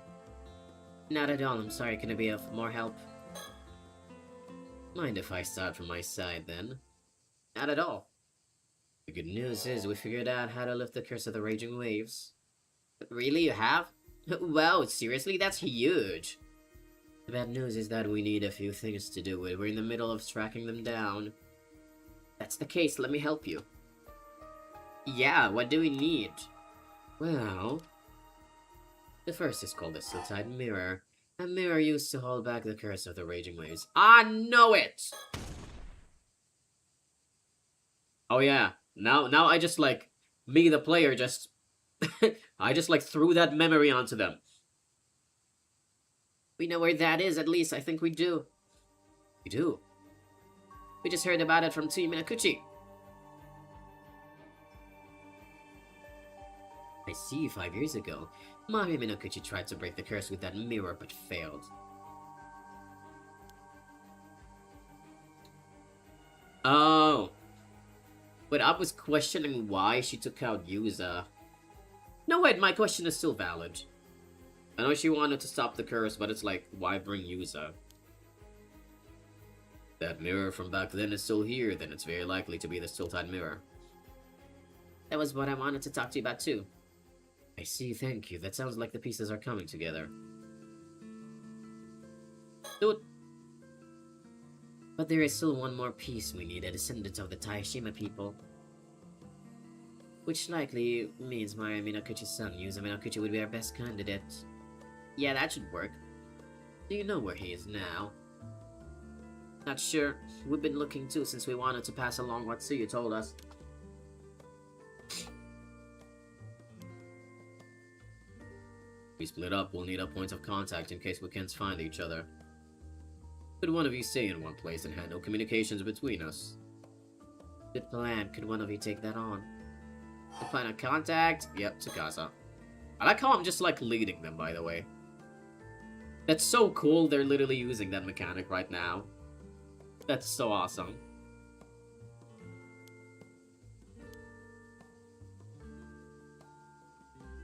I'll wait by the community hall and chew us 3. There's also a phone there we can use.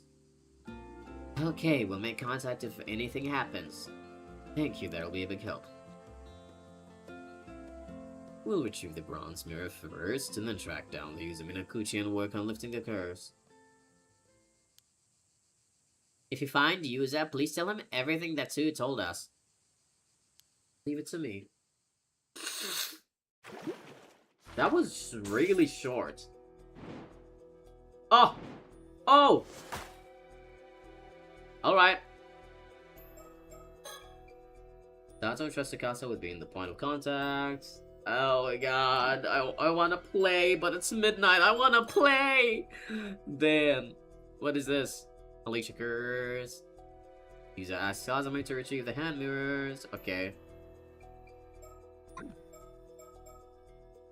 God damn it. I'm trying to think about like the whole timeline twist or whatever, because clearly the game's telling us that we the players, we're the ones experiencing all these future events. And we're going back to Yuza to guide the characters to make sure that we're preventing the bad outcome of the massacre. But then that still doesn't like necessarily narrow down or give me a hint as to who I am in the game. Like, clearly I am the Tomokazuki. That thing kind of caused Yuza to have contact with us, the player.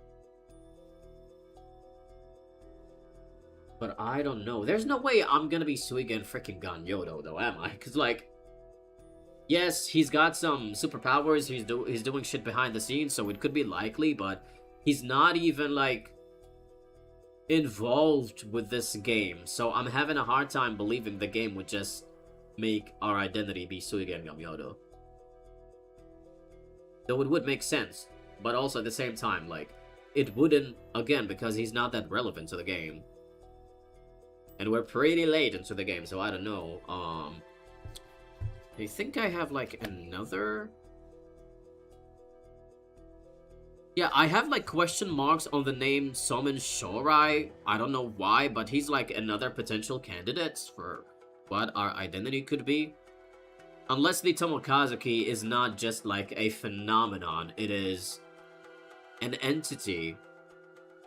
Because by that point, it would just literally mean that I am Tomokazuki, and that's it. Instead of, like, an actual character in the game. But yeah, either the Tomokazuki as, like, an entity would be me,